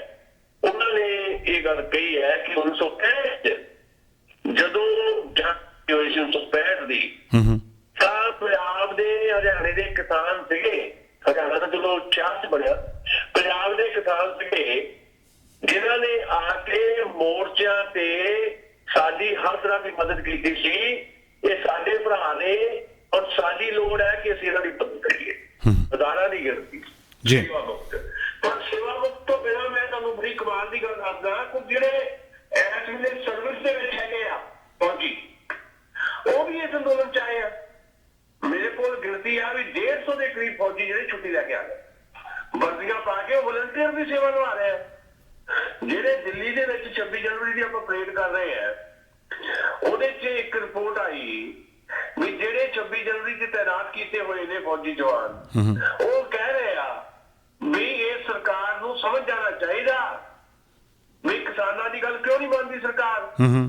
ਜੇ ਫੌਜੀ ਜਵਾਨਾਂ ਨੇ ਇਹ ਗੱਲ ਕਹੀ ਹੈ, ਇੱਕ ਤੇ ਨਹੀਂ ਕਹੀ, ਕਈਆਂ ਨੇ ਕਹੀ ਆ ਔਨ ਕੈਮਰਾ ਔਨ ਰਿਕਾਰਡ ਵੀ ਜੇ ਕਿਸਾਨ ਆਉਂਦੇ ਆ ਉਹਨਾਂ ਦੀ ਪਰੇਡ ਦਾ ਅਸੀਂ ਹਿੱਸਾ ਬਣਾਂਗੇ, ਅਸੀਂ ਕਿਸਾਨਾਂ ਦੇ ਨਾਲ ਪਰੇਡ ਕਰਾਂਗੇ। ਇਹ ਫੌਜੀ ਕਹਿ ਰਹੇ ਆ ਜਿਹੜੇ ਸਰਵਿਸ ਤੇ ਜਿਹੜੇ ਡਿਊਟੀ ਤੇ ਉੱਥੇ ਨਾਲ ਉਹ ਕਹਿੰਦੇ ਆ ਵੀ ਜੇ ਸਾਨੂੰ ਹੁਕਮ ਹੋਇਆ ਵੀ ਫਾਇਰਿੰਗ ਕਰੋ ਵੀ ਅਸੀਂ ਅਸਮਾਨ ਵੱਲ ਨੂੰ ਫਾਇਰਿੰਗ ਕਰ ਦਾਂਗੇ, ਕਿਸਾਨ ਵੱਲ ਨੂੰ ਕੋਈ ਗੋਲੀ ਨਹੀਂ ਚੱਲੇਗੀ। ਜੇ ਹੁਣ ਵੀ ਨਾ ਸਰਕਾਰ ਸਮਝੇ ਵੀ ਜੀ ਏਦਾਂ ਦੀਆਂ ਸਿਚੁਏਸ਼ਨ ਆ ਗਈਆਂ, ਪੁਲਿਸ ਫੋਰਸ ਦੇ ਜਵਾਨ ਜਾਂ ਵੱਖ-ਵੱਖ ਜਿਹੜੀਆਂ ਸਿਕਿਉਰਿਟੀ ਫੋਰਸਿਸ ਆ ਉਹਦੇ ਜਵਾਨ ਜਾਂ ਸਾਡੇ ਆਰਮੀ ਦੇ ਜਵਾਨ ਉਹ ਖੁੱਲ ਕੇ ਇਹ ਗੱਲਾਂ ਕਹਿਣ ਲੱਗ ਪਣ ਤਾਂ ਹਵਾ ਬਦਲ ਰਹੀ ਹੈ। ਇਹਦਾ ਇਮਕਾਨ ਜਿਹੜਾ ਆ ਨਰਿੰਦਰ ਮੋਦੀ ਤੇ ਉਹਨਾਂ ਦੇ ਸਾਥੀਆਂ ਨੂੰ ਹੋ ਜਾਣਾ ਚਾਹੀਦਾ ਹੈ। ਸੋ ਮੈਨੂੰ ਲੱਗਦਾ 26 ਜਨਵਰੀ ਆਉਂਦਿਆਂ ਤੱਕ ਬੜਾ ਕੁਝ ਬਦਲੇਗਾ। ਸਾਹ ਸਾਹਿਬ ਸ਼ਾਇਦ ਤੁਹਾਡੇ ਕੋਲ ਖਬਰ ਨਾ ਹੋਵੇ ਇਹ, ਕਿਉਂਕਿ ਬਹੁਤ ਸਾਰੇ ਜਿਹੜੇ ਲੋਕ ਨਕੋਦਰ, ਨੂਰਮਹਿਲ, ਕਪੂਰਥਲੇ ਲਾਗੇ ਵੱਸਦੇ ਨੇ, ਉਹਨਾਂ ਨਾਲ ਮੇਰੀ ਗੱਲਬਾਤ ਹੋਈ ਹੈ ਕਿ ਸਰਕਾਰ ਨੇ ਕੋਈ ਨਵਾਂ ਜਿਹੜਾ ਉੱਥੋਂ ਹਾਈਵੇ ਬਣਨਾ ਹੈ ਉਹ ਸਿੱਧਾ ਕਰਤਾਰਪੁਰ ਸਾਹਿਬ ਨੂੰ ਜਾਣਾ, ਉਹ ਜਿਹੜਾ ਹਾਈਵੇ ਆ 8 ਲੇਨ ਦਾ ਹਾਈਵੇ ਹੋਏਗਾ। ਲੋਕਾਂ ਦੀ ਜ਼ਮੀਨ ਦੇ ਉੱਤੇ ਨਿਸ਼ਾਨਦੇਹੀ ਕਰ ਦਿੱਤੀ ਗਈ ਹੈ। ਬਹੁਤ ਸਾਰੇ ਲੋਕਾਂ ਦੇ ਮਕਾਨ ਉਸ ਵਿੱਚ ਆਏ ਆ, ਜ਼ਮੀਨ ਆਈ ਹੈ, ਜਿਹੜਾ ਕਿ ਬਹੁਤ ਇੱਕ ਪ੍ਰੋਫੈਸ਼ਨਲ ਤਰੀਕੇ ਦੇ ਨਾਲ ਜਿਹੜਾ ਹਾਈਵੇ ਬਣਾਇਆ ਜਾ ਰਿਹਾ। ਉਸ ਦੇ ਐਗਜ਼ਿਟ ਵੀ ਜਿਹੜੇ ਰਸਤੇ ਬਾਹਰ ਨਿਕਲਣ ਨੂੰ ਬਹੁਤ ਘੱਟ ਹੋਣਗੇ। ਜਿਹੜਾ ਕੋਈ ਸ਼ਹਿਰ ਆਏਗਾ ਉਸ ਰਸਤੇ ਦੇ ਬਾਹਰ ਨਿਕਲ ਸਕਦੇ, ਨਹੀਂ ਤਾਂ ਹਰ ਇੱਕ ਵਿਅਕਤੀ ਉੱਥੋਂ ਬਾਹਰ ਨਿਕਲ ਸਕਦਾ, ਕਿਉਂਕਿ ਇੰਟਰਨੈਸ਼ਨਲ ਮਾਰਕੀਟ ਦੀ ਜਿੱਥੇ ਗੱਲਬਾਤ ਕੀਤੀ ਜਾਂਦੀ ਹੈ ਉਹ ਜਿਹੜਾ ਹਾਈਵੇ ਕੋਈ ਤੁਹਾਡੇ ਕੋਲ ਉਸ ਦੀ ਖਬਰ ਹੈ ਕੋਈ? ਦੇਖੋ ਹਾਈਵੇ ਜਿਹੜਾ ਉਹਦਾ ਤਾਂ ਪਹਿਲਾਂ ਰੂਟ ਦਾ ਹੀ ਮਸਲਾ ਸੀ। ਉਹ ਅੰਮ੍ਰਿਤਸਰ ਤੱਕ ਗਾਂ ਜੰਮੂ ਵੱਲ ਨੂੰ ਵੀ ਸ਼ਾਇਦ ਨਿਕਲਣਾ ਤੇ ਉਹ ਅੰਮ੍ਰਿਤਸਰ ਤੋਂ ਪਹਿਲਾਂ ਇਹ ਰੌਲਾ ਪਿਆ ਕਿ ਉਹਦਾ ਜਿਹੜਾ ਰੂਟ ਹੀ ਚੇਂਜ ਕਰ ਦਿੱਤਾ ਗਿਆ ਸੀ ਤੇ ਉਸ ਤੋਂ ਬਾਅਦ ਉਹ ਰੂਟ ਫੇਰ ਤੋਂ ਉਹਦੇ ਡਿਜ਼ਾਈਨ ਹੋਇਆ ਜਿਹੜੇ ਕੁਝ ਏਰੀਏ ਜਿਹੜੇ ਤੁਸੀਂ ਕਰਾਏ ਆ ਨਕੋਦਰ ਏਰੀਆ ਜਿਹੜਾ ਹੈ ਸ਼ਾਹਕੋਟ ਵਾਲਾ ਏਰੀਆ ਉਹ ਏਰੀਆ ਹੈ। ਤੇ ਇਸ ਤਰ੍ਹਾਂ ਦੇ ਕਈ ਵਾਰੀ ਜਿਹੜੇ ਨਵੇਂ ਪ੍ਰੋਜੈਕਟ ਹੁੰਦੇ ਆ ਉਹ ਚੁੱਪ ਚਪੀਤੇ ਵੀ ਸਿਰੇ ਚਾੜ ਦਿੱਤੇ ਜਾਂਦੇ ਆ, ਤੇ ਜਿਹੜੀ ਕਿਸਾਨਾਂ ਦੀ ਜ਼ਮੀਨ ਫਿਰ ਆਉਂਦੀ ਹੈ ਤੇ ਉਹਨਾਂ ਨੂੰ ਮੁਆਵਜ਼ੇ ਦੇ ਨਾਂ ਦੇ ਉੱਤੇ ਕੌਡੀਆਂ ਦੇ ਭਾਅ ਨਾਲ ਦੀ ਜ਼ਮੀਨ ਜਿਹੜੀ ਉਹ ਰੱਖ ਲਈ ਜਾਂਦੀ ਹੈ। ਸਾਡੇ ਵੀ ਇੱਥੇ ਜਦੋਂ ਪਿੱਛੇ ਸ਼੍ਰੋਮਣੀ ਅਕਾਲੀ ਦਲ ਤੇ ਬੀਜੇਪੀ ਦੀ ਸਰਕਾਰ ਸੀ, ਤੇ ਜਿਹੜੀ ਆਹ ਵਾਲੀ ਸਰਕਾਰ ਗਈ ਹੈ, ਇਸ ਤੋਂ ਪਹਿਲੀ ਜਿਹੜੀ ਸਰਕਾਰ ਸੀ। ਲਾਈਨ ਹੋਲਡ ਰੱਖਿਓ ਇੱਕ ਮਿੰਟ ਲਾਈਨ ਹੋਲਡ ਰੱਖਿਓ। ਲੈਟ ਮੀ ਟੇਕ ਅ ਕਾਲ। ਹੈਲੋ, ਹੋਲਡ ਕਰਿਓ ਜੀ, ਲਾਈਨ ਹੋਲਡ ਕਰਿਓ 1 ਸੈਕਿੰਡ। ਕੈਪਟਨ ਸਾਹਿਬ ਸਤਿ ਸ਼੍ਰੀ ਅਕਾਲ, ਤੁਸੀਂ ਲਾਈਨ ਤੇ ਹੋ, ਸ਼ਹੀਦ ਕਿਸਾਨ ਸਾਹਿਬ ਨਾਲ ਗੱਲ ਕਰੋ। ਹਾਂਜੀ ਸਤਿ ਸ੍ਰੀ ਅਕਾਲ ਜੀ। ਪਹਿਲਾਂ ਤਾਂ ਮੇਰਾ ਤੁਹਾਡੇ ਤੇ ਇਤਰਾਜ਼ ਆ, ਜਿਉਂ ਲੱਗਾ ਰਿਹਾ ਕੱਲ ਮੈਨੂੰ ਤੁਸੀਂ ਖਾਦ ਕਰ ਦਿੱਤੀ। ਜਦੋਂ ਤੁਸੀਂ ਖਾਦ ਇਹਨਾਂ ਨਾਲ ਮਿਲਾਉਣ ਵਾਸਤੇ ਹੁੰਦਾ ਨਾ, ਤੁਸੀਂ ਐਲਾਨ ਕਰ ਦਿਆ ਕਰੋ ਵੀ ਤੁਸੀਂ ਹੁਣ ਕਾਲ ਮਿਲਾ ਲਓ। ਓਕੇ ਜੀ, ਓਕੇ। ਅੱਗੇ ਤੋਂ ਨਹੀਂ ਹੋਏਗੀ ਏਦਾਂ। ਕਿਸਾਨਾਂ ਦੇ ਬਾਰੇ ਦੱਸਦੇ ਹੁੰਦੇ, ਉਹ ਮੈਂ ਨੋਟ ਕਰਦਾ ਹਾਂ ਜੀ ਗੱਲ, ਉਹ ਵੀ ਬੜੀ ਸੋਹਣੀ ਦੱਸ। ਜੀ ਹਾਂਜੀ ਹਾਂਜੀ, ਮੈਂ ਤੁਹਾਨੂੰ ਇੱਕ 1984 ਦੀ ਗੱਲ ਦੱਸਦਾ, ਤੁਹਾਡੇ ਬੜੀ ਕੰਮ ਆ। 1984 ਚ ਮੈਂ ਅੰਮ੍ਰਿਤਸਰ ਸੀਗਾ, ਜਿਹੜਾ ਉੱਥੇ ਕਾਰਵਾਈ ਸੀ ਨਾ, ਉਹ 9 ਡਿਪਟੀ ਸੀ। ਜਿਹੜਾ 9 ਡਿਪਟੀ ਸੀਗਾ ਉਹ ਮੇੜ ਤੋਂ ਮੂੰਹ ਉੱਤੇ ਆਇਆ ਸੀ, ਔਰ ਮੈਂ ਸੀਗਾ 15 ਡਿਪ ਦੇ ਅੰਦਰ। 15 ਡਿਪ ਦੇ ਅੰਦਰ ਜੋ ਹੈ ਇਹਦਾ ਕੋਈ ਕੰਮ ਨਹੀਂ ਸੀ। 15 ਡਿਪ ਦਾ ਕੰਮ ਸੀ ਬਾਰਡਰ ਨੂੰ ਸੰਭਾਲ ਕੇ ਰੱਖਣਾ ਬਾਹਰ ਹੈ। ਉੱਥੇ ਇੱਕ ਸੈਕੰਡ ਸਿੱਖ ਲਾਈ ਰੈਜੀਮੈਂਟ ਸੀਗੀ ਅੰਮ੍ਰਿਤਸਰ ਚ, ਉਹਨੂੰ ਆਰਡਰ ਦਿੱਤਾ ਉਹਦੇ ਕਰਨਲ ਨੂੰ, ਤੂੰ ਲਾ ਇੱਥੇ। ਉਹ ਪਤਾ ਕੀ ਕਹਿੰਦਾ, ਉਹ ਕਹਿੰਦਾ ਲਾ ਤਾਂ ਦਿੰਦਾ ਮੈਂ, ਜੇ ਅੰਦਰ ਜਾ ਕੇ ਇਹਨਾਂ ਨੇ ਬੰਦੂਕਾਂ ਬਾਹਰ ਨੂੰ ਕਰ ਲਈਆਂ ਤਾਂ ਫਿਰ ਮੇਰਾ ਕੋਈ ਕਸੂਰ ਨਹੀਂ ਹੈਗਾ। ਆਹ ਗੱਲ ਮੇਰੇ ਸਾਹਮਣੇ ਹੋਈ ਹੈ ਉੱਥੇ। ਮੋਦੀ ਸਾਹਿਬ ਨੂੰ ਚਾਹੀਦਾ ਇਹ ਜਿਹੜੇ ਬੈਠੇ ਨਾ ਪੁਲਿਸ ਵਾਲੇ ਵਗੈਰਾ ਵਗੈਰਾ, ਉਹ ਸਭ ਸਮਝਦੇ ਹੈਗੇ ਵੀ ਕੀ ਕੁਛ ਹੋ ਰਿਹਾ ਹੈਗਾ। ਇਸ ਕਰਕੇ ਮਿਹਰਬਾਨੀ ਕਰਕੇ ਇਹਨਾਂ ਦੀਆਂ ਮੰਗਾਂ ਮੰਨ ਲੈਣੀਆਂ ਚਾਹੀਦੀਆਂ ਹੈਗੀਆਂ। ਫੌਜੀ ਵੀ ਸਮਝ ਰਹੇ ਹੈ, ਪੁਲਿਸ ਵਾਲੇ ਵੀ ਸਮਝ ਰਹੇ ਹੈਗਾ। ਇੱਥੋਂ ਤੱਕ ਮੋਦੀ ਨੂੰ ਨਹੀਂ ਜਾਣਾ ਚਾਹੀਦਾ। ਬਾਕੀ ਜਿਹੜੀਆਂ ਤੁਸੀਂ ਖਬਰਾਂ ਦਿੰਦੇ ਆ ਬੜੀਆਂ ਸੋਹਣੀਆਂ ਦਿੰਦੇ। ਮੈਂ ਤਾਂ ਤੁਹਾਡੇ ਨਾਲ ਬਹੁਤ ਚਿਰ ਦਾ ਜੁੜਿਆ ਹੋਇਆ ਹਾਂ, ਜਦੋਂ ਤੁਸੀਂ ਕਿਸੇ ਦੂਸਰੇ ਚੈਨਲ ਤੇ ਆਉਂਦੇ ਹੁੰਦੇ ਸੀ। Thank you. ਆਹ ਗੱਲ ਤੁਹਾਨੂੰ ਮੈਂ ਅੱਜ ਪਹਿਲੀ ਦਫਾ ਦੱਸਣ ਲੱਗਾ। ਸਤਿ ਸ੍ਰੀ ਅਕਾਲ। ਸਤਿ ਸ਼੍ਰੀ ਅਕਾਲ ਜੀ। ਪ੍ਰੋਗਰਾਮ ਸਾਂਝਾ ਪੰਜਾਬ ਦੇ ਵਿੱਚ ਅਸੀਂ ਗੱਲਬਾਤ ਕਰ ਰਹੇ ਹਾਂ। ਤੁਸੀਂ ਕਾਲ ਕਰਨੀ ਚਾਹੁੰਦੇ ਹੋ 9054584444 905 452 44 ਕਿਸਾਨ ਸਾਹਿਬ ਕਹਿ ਰਹੇ ਹੋ। ਹਾਂਜੀ ਜੀ, ਮੈਂ ਪਹਿਲੇ ਕੈਪਟਨ ਸਾਹਿਬ ਦੀ ਜਿਹੜੀ ਗੱਲ ਠੀਕ ਹੈ, ਮੈਂ ਬਹੁਤ ਇਹਨਾਂ ਨੂੰ ਨਤਮਸਤਕ ਹੈ ਜੀ, ਇਹ ਤਰ੍ਹਾਂ ਸਾਡੇ ਨਾਲ ਜੁੜਦੇ ਨੇ। ਦੇਖੋ, ਮੈਂ ਇਹਦੇ ਬਾਰੇ ਇੱਕੋ ਗੱਲ ਕਰਨੀ ਚਾਹੁੰਦਾ ਕਿ ਭਾਰਤ ਕੋਈ ਏਦਾਂ ਦਾ ਮੁਲਕ ਨਹੀਂ ਹੈ ਵੀ ਜਿੱਥੇ ਕੋਈ ਫੌਜੀ ਰਾਜ ਹੋ ਜਾਏ, ਪਰ ਇਹ ਸਰਕਾਰ ਨੇ ਫੌਜ ਦਾ ਵੀ ਸਿਆਸੀਕਰਨ ਕਰਨ ਦੀ ਕੋਸ਼ਿਸ਼ ਕੀਤੀ ਹੈ ਜੀ। ਨਰਿੰਦਰ ਮੋਦੀ ਦੀ ਸਰਕਾਰ ਨੇ ਬਕਾਇਦਾ, ਕਿਉਂਕਿ ਜਿਹੜੀ ਭਾਰਤੀ ਫੌਜਾਂ ਨੇ ਉਹਨਾਂ ਦਾ ਹੁਣ ਤੱਕ ਇਹ ਰਿਹਾ ਕਿ ਉਹ ਰਾਸ਼ਟਰਪਤੀ ਦੇ ਅਧੀਨ ਰਹਿੰਦੀਆਂ। ਉਹਨਾਂ ਦੇ ਜਿਹੜੇ ਸੁਪਰ ਕਮਾਂਡਰ ਨੇ ਜਾਂ ਫਾਈਨਲ ਕਮਾਂਡਰ ਨੇ ਉਹ ਰਾਸ਼ਟਰਪਤੀ ਹੈ।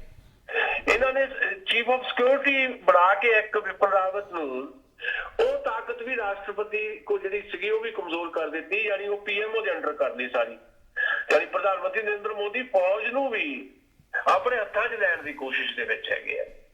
ਇਹ ਪੋਸੀਬਿਲਿਟੀ ਨਹੀਂ ਹੈ ਭਾਰਤ ਦੇ ਵਿੱਚ। ਭਾਰਤ ਜਿਸ ਕਿਸਮ ਦਾ ਮੁਲਕ ਹੈ, ਭਾਰਤ ਜਿਸ ਕਿਸਮ ਦੀਆਂ ਰਵਾਇਤਾਂ ਵਾਲਾ ਮੁਲਕ ਹੈ, ਜਾਂ ਜਿਵੇਂ ਭਾਰਤ ਦੇ ਵਿੱਚ ਵੱਖ-ਵੱਖ ਧਰਮਾਂ, ਵੱਖ-ਵੱਖ ਸੱਭਿਆਚਾਰਾਂ, ਵੱਖ-ਵੱਖ ਬੋਲੀਆਂ, ਵੱਖ-ਵੱਖ ਜ਼ਾਤਾਂ, ਮਤਲਬ ਮੈਂ ਤੁਹਾਨੂੰ ਇੱਕ ਗੱਲ ਦੱਸ, ਭਾਰਤ ਦੇ ਵਿੱਚ ਮਤਲਬ 5000 ਤਾਂ ਜ਼ਾਤਾਂ ਨੇ ਤੇ 21000 ਉਪਜਾਤਾਂ ਨੇ, ਤੇ ਐਡਾ ਵੰਨ-ਸੁਵੰਨਤਾ ਵਾਲਾ ਮੁਲਕ ਜਿਹੜਾ ਜਮਹੂਰੀ ਪ੍ਰਣਾਲੀ ਦੇ ਤਹਿਤ ਕੰਮ ਕਰਦਾ ਹੈ, ਡੈਮੋਕ੍ਰੇਟਿਕ ਜਿਹੜੀ ਵੇ ਨਾਲ ਅਸੀਂ ਚੱਲਦੇ ਹਾਂ, ਉੱਥੇ ਫੌਜੀ ਰਾਜ ਉਹਦੀ ਕੋਸ਼ਿਸ਼ ਜਿਹੜੀ ਤਾਨਾਸ਼ਾਹ ਬਣਨ ਦੀ ਜਿਹੜੀ ਕੋਸ਼ਿਸ਼ ਹੈ, ਉਹ ਪੋਸੀਬਿਲਿਟੀ ਨਹੀਂ ਹੈ ਕਿ ਉਹ ਸਿਰੇ ਚੜ ਜਾਏ। ਕਿਉਂਕਿ ਜਿਹੜਾ ਸਧਾਰਨ ਸਾਡਾ ਫੌਜੀ ਹੈ, ਜਾਂ ਜਿਹੜੇ ਸਧਾਰਨ ਫੌਜੀ ਤੋਂ ਲੈ ਕੇ ਉੱਪਰ ਤੱਕ ਜਿਹੜੇ ਆਲਾ ਅਫਸਰ ਵੀ ਹੁੰਦੇ ਆ, ਉਹ ਵੱਖ-ਵੱਖ ਖਿੱਤਿਆਂ ਤੋਂ ਆਉਣ ਵਾਲੇ ਲੋਕ ਹੁੰਦੇ ਆ। ਹੋਲਡ ਕਰੋ, ਹੋਲਡ ਦ ਲਾਈਨ 1 ਸੈਕਿੰਡ, ਲੈਟ ਮੀ ਸੀ।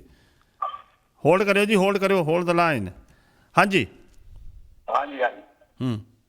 ਤੁਸੀਂ ਗੱਲ ਕਰੋ। ਹਾਂਜੀ, ਆਪਣਾ ਦੋਸਾਂਝ ਜੀ, ਸਿਆਸੀਕਰਨ ਹੋ ਚੁੱਕਾ ਹੈ। ਇੱਥੋਂ ਤੱਕ ਕਿ ਭਾਰਤ ਵਿੱਚ ਬੈਠੇ ਹੋਏ ਜਿਹੜੇ ਬ੍ਰਿਗੇਡੀਅਰ ਰੈਂਕ ਦੇ ਆ ਨਾ, ਉਹ ਵੀ ਚੇਤਾਵਨੀ ਦੇ ਰਿਹਾ। ਲੇਖ ਮੇਰੇ ਕੋਲੇ ਪਏ ਆ, ਕਟਿੰਗ ਰੱਖੀ ਹੋਈ ਹੈ, ਮੈਂ ਤੁਹਾਡਾ ਨੰਬਰ ਲੈ ਕੇ ਭੇਜੂੰਗਾ। ਬ੍ਰਿਗੇਡੀਅਰ ਤੱਕ ਇਹ ਕਹਿੰਦੇ ਵੀ ਫੌਜ ਦਾ ਸਿਆਸੀਕਰਨ ਹੋ ਚੁੱਕਾ। ਇਹ ਬਹੁਤ ਹੀ ਖਤਰਨਾਕ ਚੀਜ਼ ਹੈਗੀ ਆ। ਓਕੇ ਜੀ ਓਕੇ ਥੈਂਕ ਯੂ 1 ਸੈਕਿੰਡ ਬਿਲਕੁਲ ਹਾਂਜੀ ਬਾਬ ਜੀ ਮੇਰੀ ਆਵਾਜ਼ ਆ ਰਹੀ ਹੈ? ਹਾਂਜੀ ਹਾਂਜੀ ਯਾ ਮੈਂ ਇਹੀ ਕਹਿ ਰਿਹਾ ਸੀ ਵੀ ਠੀਕ ਹੈ ਇਹ ਖਦਸ਼ੇ ਹੈ ਲਾਜ਼ਮੀ ਤੌਰ ਤੇ ਯਤਨ ਹੈ ਉਹਨਾਂ ਦੀ ਕੋਸ਼ਿਸ਼ ਹੈ ਪਰ ਆ ਜਿਹੜਾ ਅੰਦੋਲਨ ਹੈ ਇਸ ਅੰਦੋਲਨ ਨੇ ਸਾਬਿਤ ਕਰ ਦਿੱਤਾ ਹੈ ਕਿ ਇਹ ਅਮਲੀ ਰੂਪ ਚ ਨਹੀਂ ਹੋ ਸਕਦਾ ਜਦੋਂ ਜਿਹੜਾ ਸਧਾਰਨ ਫੌਜੀ ਹੈ ਉਹ ਇਹਦੇ ਵਿਰੋਧ ਦੇ ਵਿੱਚ ਖੜਾ ਹੋ ਗਿਆ। ਇਸ ਕਰਕੇ ਜਿਹੜਾ 2024 ਤੱਕ ਇਸ ਮੁਲਕ ਨੂੰ ਹਿੰਦੂ ਰਾਸ਼ਟਰ ਵਿੱਚ ਤਬਦੀਲ ਕਰਨ ਦੀ ਜਿਹੜੀ RSS ਦੀ ਜਿਹੜੀ ਕੋਸ਼ਿਸ਼ ਹੈ ਉਹ ਸਿਰੇ ਨਹੀਂ ਚੜ੍ਹਨ ਦੇਣਗੇ ਭਾਰਤ ਦੇ ਆਮ ਲੋਕ ਤੇ ਨਾਲ ਹੀ ਭਾਰਤ ਦੀਆਂ ਵੱਖ-ਵੱਖ ਜਿਹੜੀਆਂ ਫੋਰਸਿਸ ਦੇ ਵਿੱਚ ਜਿਹੜੇ ਆਮ ਲੋਕ ਜਿਹੜੇ ਆ ਉਹ ਹਿੱਸੇਦਾਰ ਆ ਜਿਹੜਾ ਬਾਰਡਰ ਤੇ ਬੰਦਾ ਮਾਰਦਾ ਹੈ। ਅਗਲੀ ਗੱਲ ਜਿਹੜੀ ਆਪਾਂ ਕਰ ਰਹੇ ਸੀ ਮੈਂ ਉਹ ਖਤਮ ਕਰਨੀ ਚਾਹੁੰਦਾ ਜੀ ਉਹ ਜਿਹੜੀ ਤੁਸੀਂ ਰੂਟ ਦੀ ਮੈਂ ਗੱਲ ਕਰ ਰਿਹਾ ਸੀ ਵੀ ਜਿਹੜਾ ਉਹ ਹਾਈਵੇ ਬਣਨਾ ਆ ਉਹ ਹਾਈਵੇ ਦੇ ਉੱਤੇ ਸਾਂਸਾ ਮੇਰੀ ਕਿਸਾਨਾਂ ਨਾਲ ਗੱਲ ਹੋਈ ਸੀ ਜਦੋਂ ਮੈਨੂੰ ਫੋਨ ਆਇਆ ਆਪਣੇ ਰਿਸ਼ਤੇਦਾਰ ਰਹਿੰਦੇ ਉੱਥੇ ਉਹਨੇ 9 ਲੱਖ ਰੁਪਈਆ ਪਰ ਏਕੜ ਜਿਹੜਾ ਹੈ ਉਸ ਤੋਂ ਡਿਪੈਂਡ ਕਰਦਾ ਕਿਹੜੀ ਜ਼ਮੀਨ ਆਈ ਆ ਯਾਨੀ ਘੱਟ ਤੋਂ ਘੱਟ ਜਿਹੜਾ ਹੈ 9 ਲੱਖ ਪਰ ਏਕੜ ਸਰਕਾਰ ਨੇ ਲੋਕਾਂ ਨੂੰ ਦਿੱਤਾ ਉੱਥੇ। ਔਰ ਇਹ ਮਾਰਕੀਟ ਰੇਟ ਤੋਂ ਬਹੁਤ ਘੱਟ ਹੈ ਨਾ ਮਤਲਬ ਮਾਰਕੀਟ ਰੇਟ ਜਿਹੜੀ ਹੈ ਉਹਦੇ ਤੋਂ ਘੱਟ ਜੇ ਤੁਸੀਂ ਕਿਸਾਨ ਨੂੰ ਦੋਗੇ ਉਹ ਆਪਣੀ ਜ਼ਮੀਨ ਕਿਉਂ ਦੇਗਾ ਪਰ ਜ਼ਬਰਦਸਤੀ ਕੀਤੀ ਜਾਏਗੀ ਉੱਥੇ ਵੀ ਜਾਂ ਤਾਂ ਤੁਸੀਂ ਮਾਰਕੀਟ ਰੇਟ ਦੇ ਜਿਹੜੇ ਸੇਜ ਵੀ ਬਣਦੇ ਆ ਸੇਜ ਯਾਨੀ ਜਿਹੜੇ ਇਕਨੋਮਿਕ ਜ਼ੋਨਸ ਜਿਹੜੇ ਆ ਜਿਹਦੇ ਵਾਸਤੇ ਉਦਯੋਗਪਤੀਆਂ ਲਈ ਜ਼ਮੀਨਾਂ ਲਈਆਂ ਜਾਂਦੀਆਂ ਉੱਥੇ ਵੀ ਏਦਾਂ ਕੌਡੀਆਂ ਦੇ ਕਿਸਾਨਾਂ ਦੀ ਜ਼ਮੀਨ ਲਈ ਜਾਂਦੀ ਹੈ। ਇਹੀ ਤਾਂ ਡਿਮਾਂਡ ਹੈ ਕਿਸਾਨਾਂ ਦੀ ਵੀ ਤੇ ਬਾਕੀ ਲੜਨ ਵਾਲੇ ਲੋਕਾਂ ਦੀ ਜੇ ਜ਼ਮੀਨ ਕਿਸਾਨ ਨੇ ਦੇਣੀ ਹੈ ਤਾਂ ਵੀ ਮਾਰਕੀਟ ਰੇਟ ਦੇ ਮੁਤਾਬਕ ਉੱਥੋਂ ਲਓ। ਸੋ ਇਹ ਸਾਰੀਆਂ ਚੀਜ਼ਾਂ ਇੱਕ ਹਾਈਵੇ ਜਿਹੜਾ ਆ ਬਾਦਲਾਂ ਦੀ ਸਰਕਾਰ ਵੇਲੇ ਚੰਡੀਗੜ੍ਹ ਤੋਂ ਅੰਮ੍ਰਿਤਸਰ ਹਾਈਵੇ ਵੀ ਜਿਹੜਾ ਡਿਜ਼ਾਈਨ ਹੋਇਆ ਸੀ ਜਿਹੜਾ ਆਪਣੇ ਪਿੰਡ ਦੀ ਜ਼ਮੀਨ ਚੋਂ ਵੀ ਨਿਕਲਣਾ ਸੀ ਬਾਅਦ ਵਿੱਚ ਇਹੀ ਰੌਲਾ ਪਿਆ ਤੇ ਸੁਖਬੀਰ ਬਾਦਲ ਨੂੰ ਆਪਣਾ ਡ੍ਰੀਮ ਪ੍ਰੋਜੈਕਟ ਜਿਹੜਾ ਹੈ ਰੱਦ ਕਰਨਾ ਪਿਆ ਸੀ। ਹੁਣ ਵੀ ਇਹਦੇ ਬਾਰੇ ਵੀ ਗੱਲਾਂ ਹੋਣਗੀਆਂ ਕਿਉਂਕਿ ਹੁਣ ਲੜਾਈ ਜਿਹੜੀ ਇਸ ਵੇਲੇ ਤਿੰਨ ਖੇਤੀ ਕਾਨੂੰਨਾਂ ਦੇ ਖਿਲਾਫ ਹੈ ਇਸ ਕਰਕੇ ਜਿਹੜਾ ਸਭ ਤੋਂ ਵੱਡਾ ਮਸਲਾ ਉਹ ਬਣਿਆ ਹੋਇਆ ਇਹ ਮਸਲੇ ਵੀ ਆਉਣ ਵਾਲੇ ਸਮੇਂ ਦੇ ਵਿੱਚ ਜਿਹੜੇ ਅੰਦੋਲਨ ਹੋਣਗੇ ਉਹਨਾਂ ਦਾ ਹਿੱਸਾ ਬਣਨ ਵਾਲਾ ਤੇ ਬਣੇਗਾ। ਸਾਂਸਦ ਤੁਹਾਡਾ ਬਹੁਤ ਬਹੁਤ ਧੰਨਵਾਦ। ਜਾਂਦੇ ਜਾਂਦੇ ਗੱਲਬਾਤ ਕਰਦੇ ਕਿ ਇੰਡੋਨੇਸ਼ੀਆ ਦੇ ਵਿੱਚ ਬਹੁਤ ਵੱਡਾ ਜਿਹੜਾ ਭੂਚਾਲ ਆਇਆ ਹੈ ਉਸ ਦੇ ਨਾਲ ਕਾਫੀ ਬਿਲਡਿੰਗਾਂ ਦਾ ਜਾਨੀ ਨੁਕਸਾਨ ਬਹੁਤ ਹੋਇਆ ਹੈ ਹੜ੍ਹ ਵੀ ਆ ਗਏ ਨੇ ਤੇ ਕਿਹਾ ਜਾ ਰਿਹਾ ਹੈ ਕਿ ਮੌਤਾਂ ਦੀ ਗਿਣਤੀ ਵੱਧ ਸਕਦੀ ਹੈ ਬਟ ਇਸ ਟਾਈਮ 80 ਲੋਕਾਂ ਦੀ ਮੌਤ ਜਿਹੜੀ ਪੁਸ਼ਟੀ ਹੋਈ ਹੈ। ਅਕਸਰ ਵੈਸੇ ਇੰਡੋਨੇਸ਼ੀਆ ਤੋਂ ਇਸ ਤਰ੍ਹਾਂ ਦੀ ਖਬਰਾਂ ਆਉਂਦੀਆਂ ਕਿਉਂਕਿ ਕਾਫੀ ਭੂਚਾਲ ਜਿਹੜੇ ਆ ਉਸ ਮੁਲਕ ਚ ਆਉਂਦੇ ਨੇ ਇੰਡੋਨੇਸ਼ੀਆ ਦੇ ਵਿੱਚ ਤੇ ਹੁਣ ਜਿਸ ਤਰ੍ਹਾਂ ਦੀ ਖਬਰ ਆਈ ਹੈ ਜਿੱਦਾਂ ਤੁਸੀਂ ਵੀ ਜ਼ਿਕਰ ਕਰ ਰਹੇ ਹੋ 80 ਦੇ ਕਰੀਬ ਜਿਹੜੇ ਲੋਕ ਹੈ ਉਹਨਾਂ ਦੀ ਜਾਨ ਜਾ ਚੁੱਕੀ ਹੈ ਵੱਧ ਸਕਦੀ ਹੈ ਗਿਣਤੀ ਵੱਧ ਸਕਦੀ ਹੈ। ਸਵਾਲ ਇਹ ਹੁੰਦਾ ਹੈ ਕਿ ਜਦੋਂ ਇਸ ਤਰ੍ਹਾਂ ਦੀ ਕੋਈ ਕੁਦਰਤੀ ਆਫਤ ਆਉਂਦੀ ਹੈ ਉਦੋਂ ਫਿਰ ਬਚਾਅ ਕਾਰਜ ਜਿਹੜੇ ਆ ਤੁਹਾਡੇ ਕਿਸ ਕਿਸਮ ਦੇ ਹੈਗੇ ਆ। ਹੁਣ ਮੇਰੇ ਕੋਲ ਜਿਹੜੀ ਖਬਰ ਤੁਹਾਡੀ ਠੀਕ ਹੈ ਕਿ 40 ਦੇ ਕਰੀਬ ਲੋਕਾਂ ਦੀ ਮੌਤ ਹੋਈ 600 ਤੋਂ ਜ਼ਿਆਦਾ ਜਿਹੜੇ ਜ਼ਖਮੀ ਹੈ। ਸਭ ਤੋਂ ਜ਼ਿਆਦਾ ਪ੍ਰੋਬਲਮ ਉੱਥੇ ਰੈਸਕਿਊ ਆਪਰੇਸ਼ਨ ਨੂੰ ਲੈ ਕੇ ਆ ਰਹੀ ਹੈ ਕਿਉਂਕਿ ਮੀਂਹ ਪੈ ਰਿਹਾ 80 ਲੋਕਾਂ ਦੀ ਮੌਤ ਹੋਈ ਸਰਕਾਰੀ ਟੀਮਾਂ ਜੀ ਜੀ ਜੀ ਜਿਹੜੀ ਮੌਤ 80 ਲੋਕਾਂ ਦੀ ਹੋਈ ਉੱਥੇ ਹਾਂਜੀ ਅੱਛਾ ਹੁਣ 80 ਅਪਡੇਟ ਹੋ ਗਈ ਹੋਏਗੀ ਹਾਂਜੀ। ਸੋ ਇਸ ਵੇਲੇ ਜਿਸ ਤਰ੍ਹਾਂ ਦੀਆਂ ਖਬਰਾਂ ਨੇ ਉਹਦੇ ਚ 600 ਤੋਂ ਜ਼ਿਆਦਾ ਲੋਕ ਜ਼ਖਮੀ 200 ਤੋਂ ਜ਼ਿਆਦਾ ਜਿਹੜੇ ਆ ਬਹੁਤ ਜ਼ਿਆਦਾ ਸੀਰੀਅਸ ਹੈ। ਸੋ ਮੀਂਹ ਕਰਕੇ ਜਿਹੜਾ ਉਹ ਸੁਲਾਵੇਸੀ ਇੱਕ ਸਟੇਟ ਹੈ ਜਿੱਥੇ ਜ਼ਿਆਦਾ ਇਹਦਾ ਅਸਰ ਹੋਇਆ ਉਹਦਾ ਬਹੁਤਾ ਹਿੱਸਾ ਜਿਹੜਾ ਉੱਥੇ ਦਲਦਲ ਹੈ ਇਸ ਕਰਕੇ ਪਹਿਲੇ ਉੱਥੇ ਜ਼ਿੰਦਗੀ ਕੋਈ ਬਹੁਤੀ ਸੌਖੀ ਨਹੀਂ ਸੀ ਤੇ ਇਸ ਭੁਚਾਲ ਤੋਂ ਬਾਅਦ ਹਾਲਾਤ ਜਿਹੜੇ ਵੱਧ ਤੋਂ ਬਦਤਰ ਹੋ ਗਏ ਆ। 4 ਜ਼ਿਲ੍ਹੇ ਹੈ ਉਸ ਸਟੇਟ ਦੇ ਸੁਲਾਵੇਸੀ ਸਟੇਟ ਦੇ ਜਿੱਥੇ ਲੈਂਡਸਲਾਈਡ ਵੀ ਜਿਹੜੀਆਂ ਹੋਈਆਂ। ਇਹ ਇੰਡੋਨੇਸ਼ੀਆ ਦਾ ਮੁਲਕ ਹੈ ਅਸਲ 'ਚ ਮੁਲਕ ਦੀਪਾਂ ਦਾ ਮੁਲਕ ਹੈ 17,000 ਦੀਪ ਨੇ ਇਸ ਮੁਲਕ ਦੇ ਵਿੱਚ ਅਕਸਰ ਇੱਥੇ ਭੁਚਾਲ ਜਿਹੜੇ ਆਉਂਦੇ ਰਹਿੰਦੇ ਆ। ਸੋ ਇੱਥੇ ਕੋਈ 130 ਦੇ ਕਰੀਬ ਜਿਹੜਾ ਐਕਟਿਵ ਕਿਸਮ ਦੇ ਜਵਾਲਾਮੁਖੀ ਵੀ ਹੈ। ਸੋ ਇਹ ਕੁਦਰਤੀ ਆਫਤ ਨਾਲ ਸਿੱਝਣਾ ਕਿੱਦਾਂ ਹੈ ਇਹ ਸਰਕਾਰ ਦੀ ਜਿਹੜੀ ਉੱਥੇ ਪਰੇਸ਼ਾਨੀ ਦਾ ਸਬੰਧ ਉਹਦੇ ਵਾਸਤੇ ਚੈਲੰਜ ਹੈ। ਸਾਂਸਦ ਸਾਹਿਬ ਤੁਹਾਡਾ ਬਹੁਤ ਧੰਨਵਾਦ। ਕੱਲ੍ਹ ਦੇ ਪ੍ਰੋਗਰਾਮ 'ਚ ਆਪਣੀ ਫਿਰ ਗੱਲਬਾਤ ਹੋਏਗੀ। ਆਪਣਾ ਧਿਆਨ ਰੱਖੋ ਤੇ ਬਾਕੀਆਂ ਧਿਆਨ ਰੱਖੋ। Thank you so much.